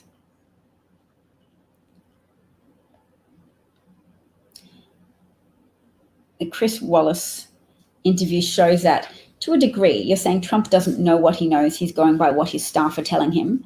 I imagine it's this bi-directional relationship. He tells them to produce data. He says, get me a graph. I'm sure you can do it. Get me a graph that shows that the US is number one, and they oblige him. I'm pretty sure that his demands are clear. Zinte's got to go to bed. Lucifer thinks that Trump's true poll numbers are 5% higher than the average in battleground states. You're hoping his tweet might change the mind of some anti-maskers. Oh, yes, because he did tweet. He said, I'm your favorite president. That's true. To save lives, we should still be promoting that tweet. Not saying, oh, Trump has changed his tone. Trump is still engaging in depraved indifference to human life. But mask wearing is a positive development, because we need people to wear masks. The polls do matter, Tinker. Doesn't matter if no one asked you. Statistically speaking, some people are getting asked, and there is a change. There is erosion of Trump support, which is very important, from young Republicans between the ages of 18 to 39. Some of the white, non-college educated voters have shifted and fallen in their Trump support, and a few voters over 65 have also, their support for Trump has been eroded, and the 40 to 64-year-olds are still pretty stubbornly attached to Trump if they're Republican voters. But what we always forget, our eyes are drawn to our most obvious opponents, but what we forget is the 40% of the electorate that is independent voters. And I've pointed out data before that shows that independent voters who personally come to know someone who's infected are likely to have a collectively 15-point lower approval rating for Trump. So that's only going to increase as infections continue to spread across the United States. More independent voters will reduce their inclination to vote for Trump. No, Trump's advantage for enthusiasm, that doesn't amount to anything. That's only valid in terms of fascism, when you can point to your enthusiastic voters and go, see, I'm covering up my illegitimacy by pointing to the enthusiasm of my voters. But the Tulsa debacle showed that it's harder for him to muster enthusiasm and enthusiastic turnout from his base because of the conditions of the pandemic. So yes, his cultists are enthused, but Americans are enthused for voting out Trump. And that is also a very powerful enthusiasm, very powerful. And don't have your attention entirely monopolized by the vocal opponents, because yes, there are some incredibly psychological dysfunctional Bernie bros on the internet who are all like, Bernie once again has been robbed, and bad voice to use. Bernie once again has been robbed and so unfair, and I'm going to vote against the establishment, or not vote or something. I'm going to vote for Trump just to show you that you should have let Bernie win. They are less significant a force in this election because there is less sexism at play. You don't have a female candidate. You just have the intransigence of people who can't admit that they were wrong, that Bernie is not a broadly popular candidate, that nobody stole anything from him, that he has a ceiling of 33% support because he doesn't appear to support the American economy. He doesn't appear to have any understanding that people support corporations insofar as corporations employ them and pay them and put food on the table that feeds them and their families. Bernie instead has been intent for a long time on cultivating a cult following by being a storyteller who creates the enemies very clearly for you, who gives people intellectual clarity by saying millionaires and billionaires are your enemies. And then he stopped saying millionaires are your enemies as much when he became a millionaire, but he has 3 properties. He is a hypocrite, and he doesn't build consensus around changing society through legislation. He just talks about himself like he will bring the answers because only his heart is in the right place. That's a cult of personality that doesn't build change in the way change needs to occur through a political system which has 3 parts, which the founders created to not have cult leaders, but to have a dispersed power that could be a check and balance on each other. Bernie's like, no, you just need me. And his followers are now asserting bigger than Bernie, even though Bernie's supporting Biden ostensibly. We're like, you've got to have Medicare for all. That is like the pinnacle of justice. And they overlook the fact that if they fail to vote for Biden, they'll be failing to seize the opportunity to reconfigure the American economy. That Biden's proposals are quite a very progressive, the most progressive in decades, and focus on restoring the economy by elevating the conditions of care workers and educators, and bringing a lot of social justice considerations to organizing the economy, because he knows now, or he has economic advice now, that that's how you actually resurrect consumer spending. That's how you bring back to life the American economy. Not by being a Republican and giving tax cuts to wealthy people, but by increasing the amount of disposable income in the hands of people who spend their disposable income because they need it to live, as opposed to giving tax cuts to wealthy people who squirrel that money away in trust funds for their children and their inherited systems of power and wealth that they will perpetuate inevitably until checked by having someone in power like Biden, who appeals to white voters to reassure them that he will still have their interests at heart. He's white, that he won't, that if they're paranoid that Black people, if allowed to be equal to white people, will revenge themselves on white people by enslaving them and just flipping history around like that. There are white people who fear that.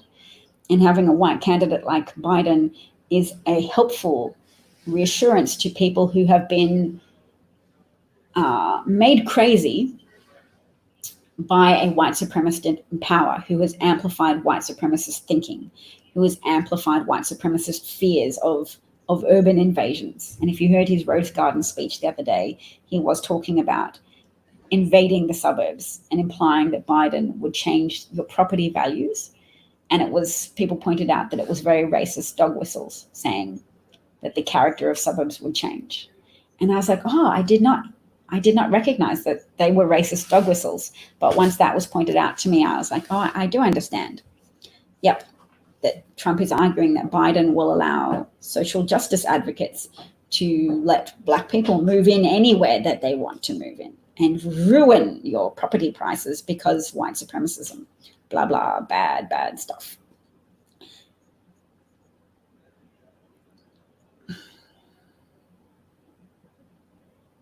No, we only want to attract Bernie voters who are intransigent, who say that they're going to vote for Trump or not vote because they don't like Biden. And they're concentrated on Twitter, so they're not listening to me.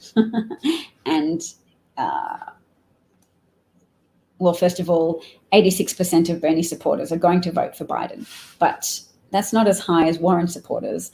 And it's because of a mental illness or a defective intellectual approach that's been purposely cultivated and exacerbated by Russian influence agents who Bernie was aware of in 2016.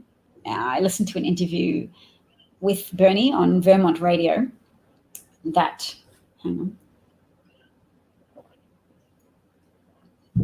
that showed him admitting that a staff member told him that on his Facebook page, Bernie's Facebook page, that Hillary Clinton was being demeaned by various accounts, like not just demeaned, like accused of being the devil, effectively. So he was alerted to that. And he said, yeah, we knew about that.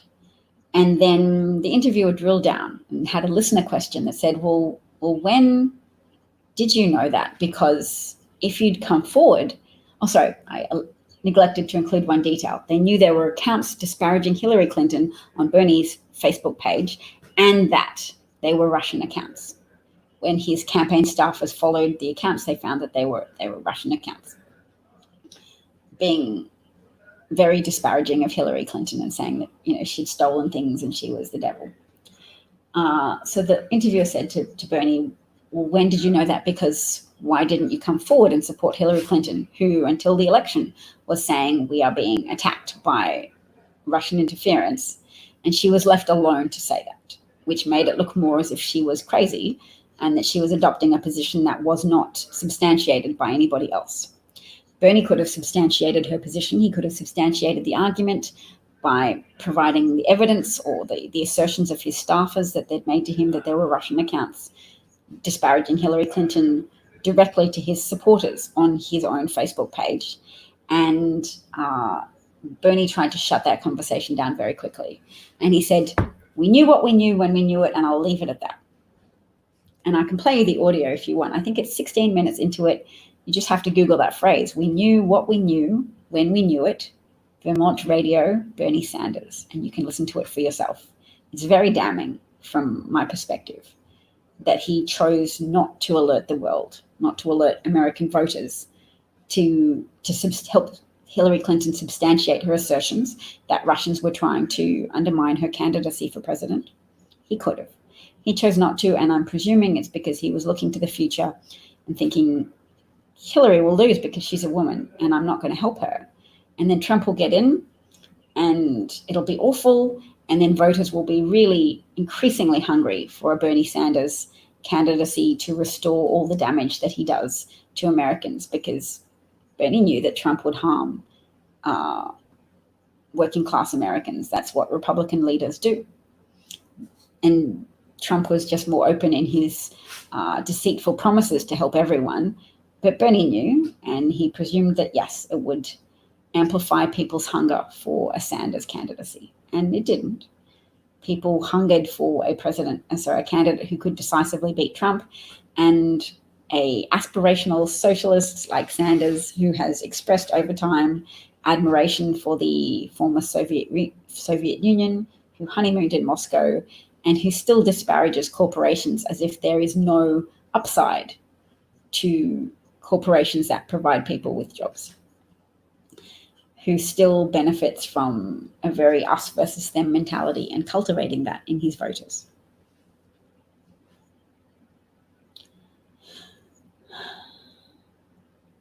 Yes, Paul points out Obama was in power for 8 years. You didn't see white people getting rounded up. No, but Fox News was encouraging them to be afraid that that's what was going to happen, that their guns would be confiscated and then black people would come for them. So honey attracts, sure, but there has to be a degree of honest accounting about what Bernie did.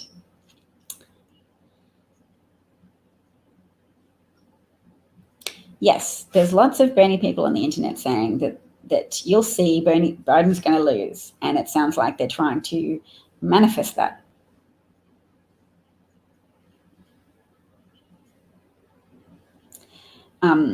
Lucifer still disagrees with me.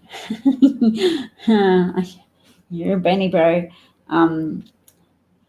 It's still a political force, disaffected Bernie voters. There's still 14% of them who say they won't vote for Biden.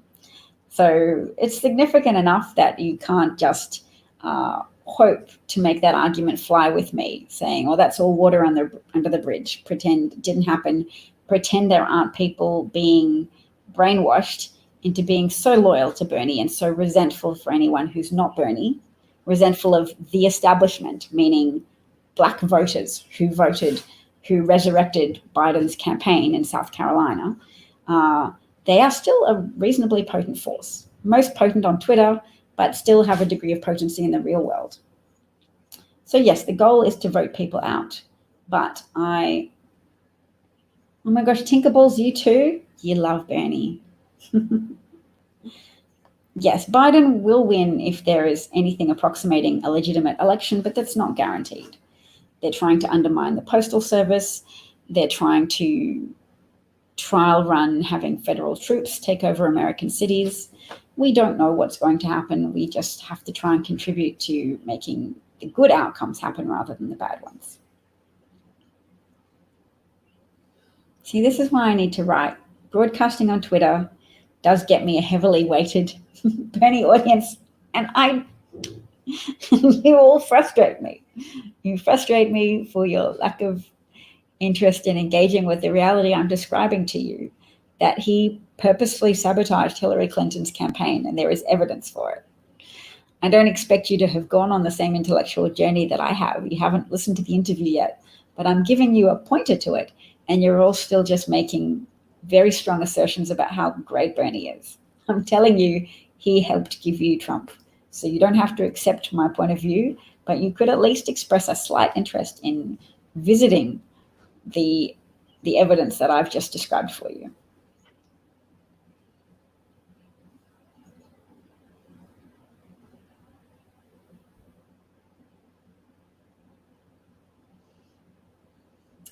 Yeah, the left-wing party doesn't consider the far left just too tainted to vote.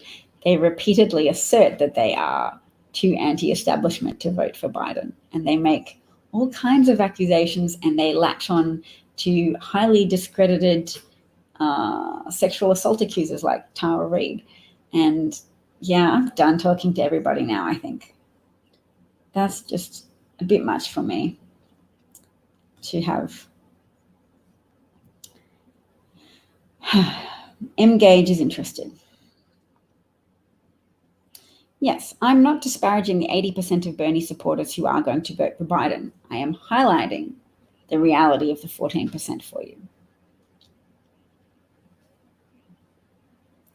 Yeah, do you know what? I don't care so much for being lectured by people who support Bernie. Are you part of the 86% or part of the 14%? And even if you're part of the 86%, do you acknowledge the existence of the 14% and perhaps a need to contain the contagion of disaffected Bernie supporters? No, you just don't want to talk about it at all. You think that's vinegar, and we need honey to say, sweeties, please stop abusing Joe Biden on the internet.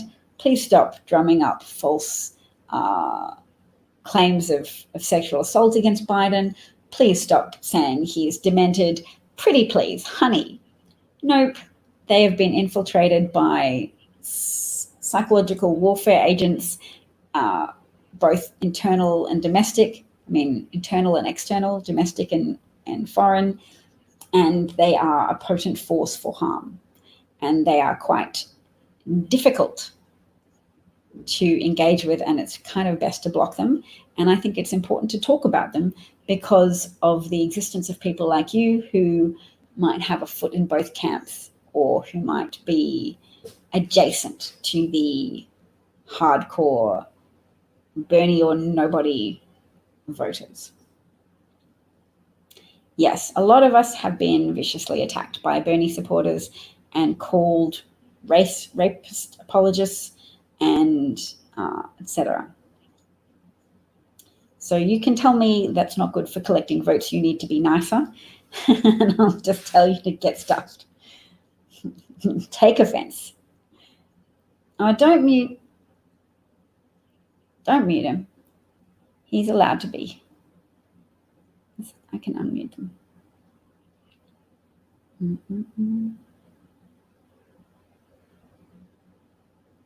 There we go. I've unmuted him. He can be here, but you're probably just tired of me talking to him, aren't you? I won't talk anymore to Bernie loyalists. We'll move on. Brian, how's it going? Because you're on the cold face in Florida. And my heart goes out to you every day. I think about how it must be just increasingly difficult because of the cases. What are your impressions at the moment of what the Florida state government is doing to conceal cases? I've seen assertions on the internet that the Florida government is misattributing COVID deaths to pneumonia. Cases are getting worse. Yes. Ron DeSantis is a Trump stooge. Yes. Brian says DeSantis is padding numbers.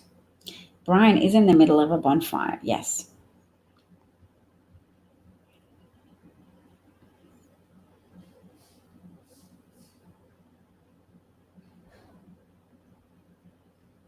Well, somebody called Riding with Biden joined. Thank you, Riding with Biden. Mwah, just refreshing. I get very irritated when being exposed to people who don't appreciate the harm that some radicalized Bernie supporters are doing to Biden's prospects online. And they don't want to cauterize that harm, which you can cauterize harm sometimes by discussing it and identifying it and then just hardening your resolve to oppose it. That we can work on strategies, just block the hardcore socialists.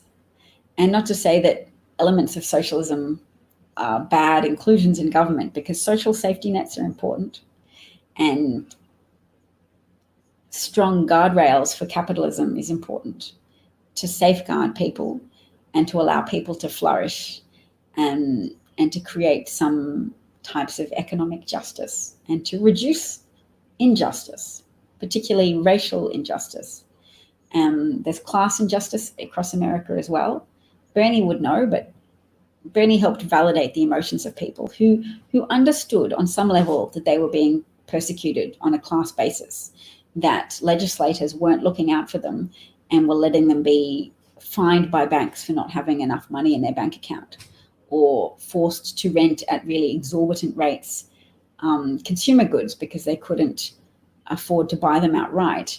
And the minimum wages were so low and so exploitative that they were just stuck in this perpetual financial hole.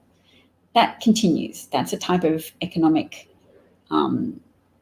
discrimination, the exploitation of poor people. That in America, poor people are so fined and so abused and so exploited, and people don't talk enough about that. So at least Bernie talked about that. There we go. I've come to a more happy place of at least understanding why people would get on that train of supporting a man who promised to fix problems, who at least identified them in a way that some other people neglected to do, but who created a cult following of people that are, more than they admit, irrational, and who did things like failed to vote for Hillary Clinton, which was irrational. There was a threat that rationally needed to be dealt with, and they betrayed their country by failing to do the right thing and vote for Hillary Clinton because they were angered and encouraged to be angry against the establishment. And instead they allowed the establishment to be transformed into a Trumpian establishment, which is killing a lot of people in the United States right now.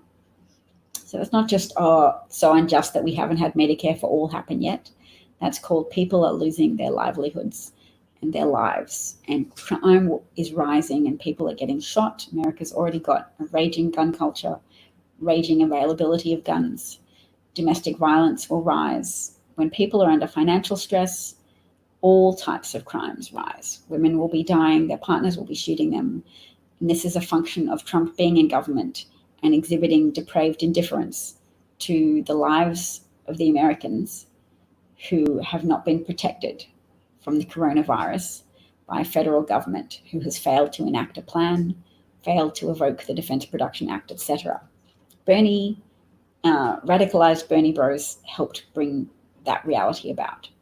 They were a significant factor in the margin of victory that Trump obtained in the Electoral College in Wisconsin, Michigan, Pennsylvania. And they are responsible for their susceptibility to Russian disinformation campaigns about Clinton.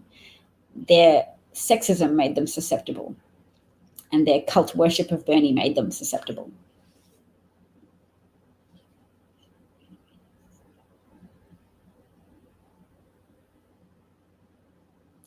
There's no new stimulus yet. People unemployed will lose the extra $600 help next week. Then what?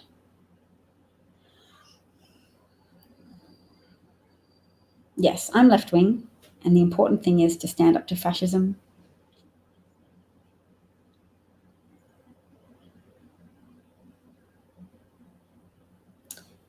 Engage worked for Obama and Biden twice. That's awesome. Smart people are doing... Oh, Euromaestro says... Oh, I was hoping you'd tell us more about what you thought about Florida. Euromaestro says Florida is not only concealing cases, but also deaths. Real death numbers are double. Euromaestro, have you been looking up the statistics about departures from standard death rates? Yes, and the survivors of COVID, a subsection of them are permanently damaged. Do we think all of them are permanently damaged? I think it is possible that there's lung damage to a degree, but I was hoping that it wasn't everybody. But I guess it's been hard to track.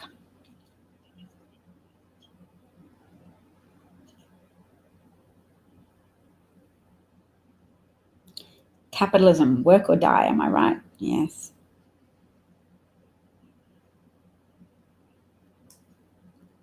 I thought there was going to be more stimulus payments, but that they haven't been formalized yet. But they're thinking it might be a $1 trillion package. Brian's noting for us that there's evidence showing that even asymptomatic people are having lung damage. Euromaestro points out that there's evidence that COVID-19 is roughly 50% of excess deaths. Meanwhile, uncategorized deaths is up sixfold. That's so tragic. It's so tragic because 31% of Americans believe that deaths are overstated. And that's, from what you're saying, sixfold increase in uncategorized deaths.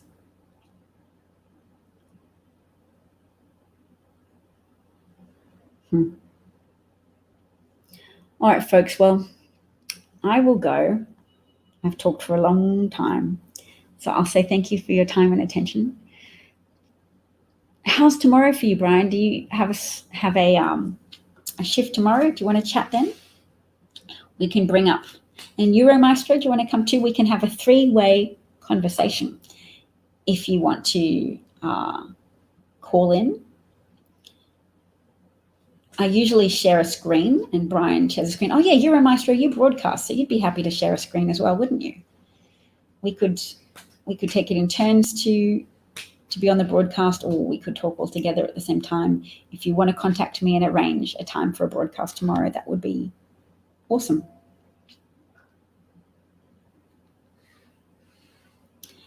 Euromaestro is saying it's an obvious manipulation. There's no variance in previous years. Yep. I believe you that the sixfold increase in uncategorized deaths would be substantial. It is a beer mug, and it's water with a tiny bit of apple cider vinegar. What time? Let's see.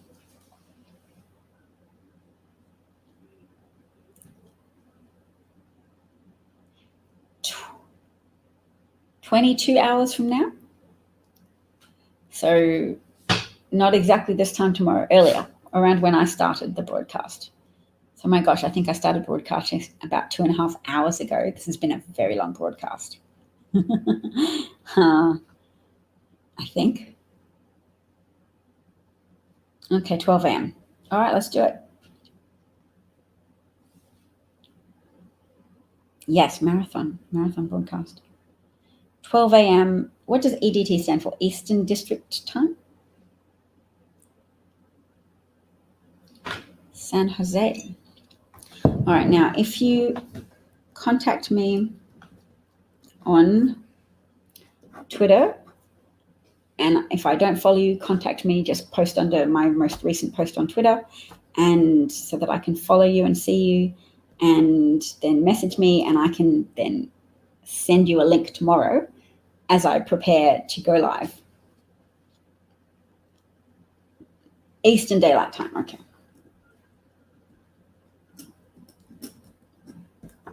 Yep, direct message me tomorrow, perfect. Oh yes, and my Twitter account is davcat43. Paul is very helpful. Thank you, Paul.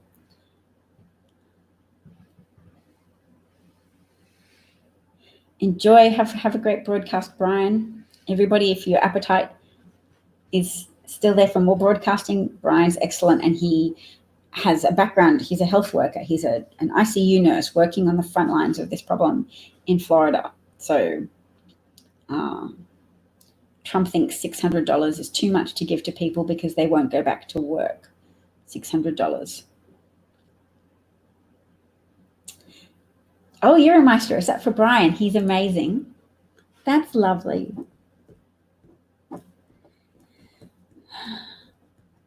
I would watch now too, but I've got to get my butt off this chair and go do something active and maybe make banana bread. So thank you, Sheldon and Stephanie. Thank you. I notice you're a new Periscope shows up my super fan. So I thank you for valuing my broadcasts. Thank you, Euro Maestro. It is daytime. I'm a bit mysterious about it because I hide my country of residence at the moment. It's not Australia anymore. We moved. So I'm not living in America. We were going to move, but Trump froze skilled worker visas. And we were like, oh, actually, that's good. That's good. I don't know if you guys have noticed, sarcasm, but there is a small outbreak of this highly contagious disease. And my family, I mean, we could see Americans saying, oh, I really want to be able to leave America. A lot of countries have banned Americans. And I can see how that would contribute to a feeling of being frustrated and trapped with a government that is possibly trying to create chaos whilst working to appear to do the right thing, at the same time maintaining such a high level of deceit and sabotage of public health messages that people get increasingly sick and poor and crime goes up. And he runs on an election campaign of restoring order.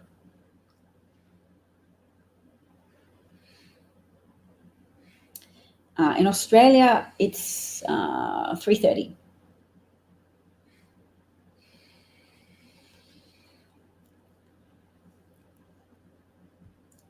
I thought I might be getting doxed a bit when I was in Australia because I got a taxi sent to my house that I didn't order.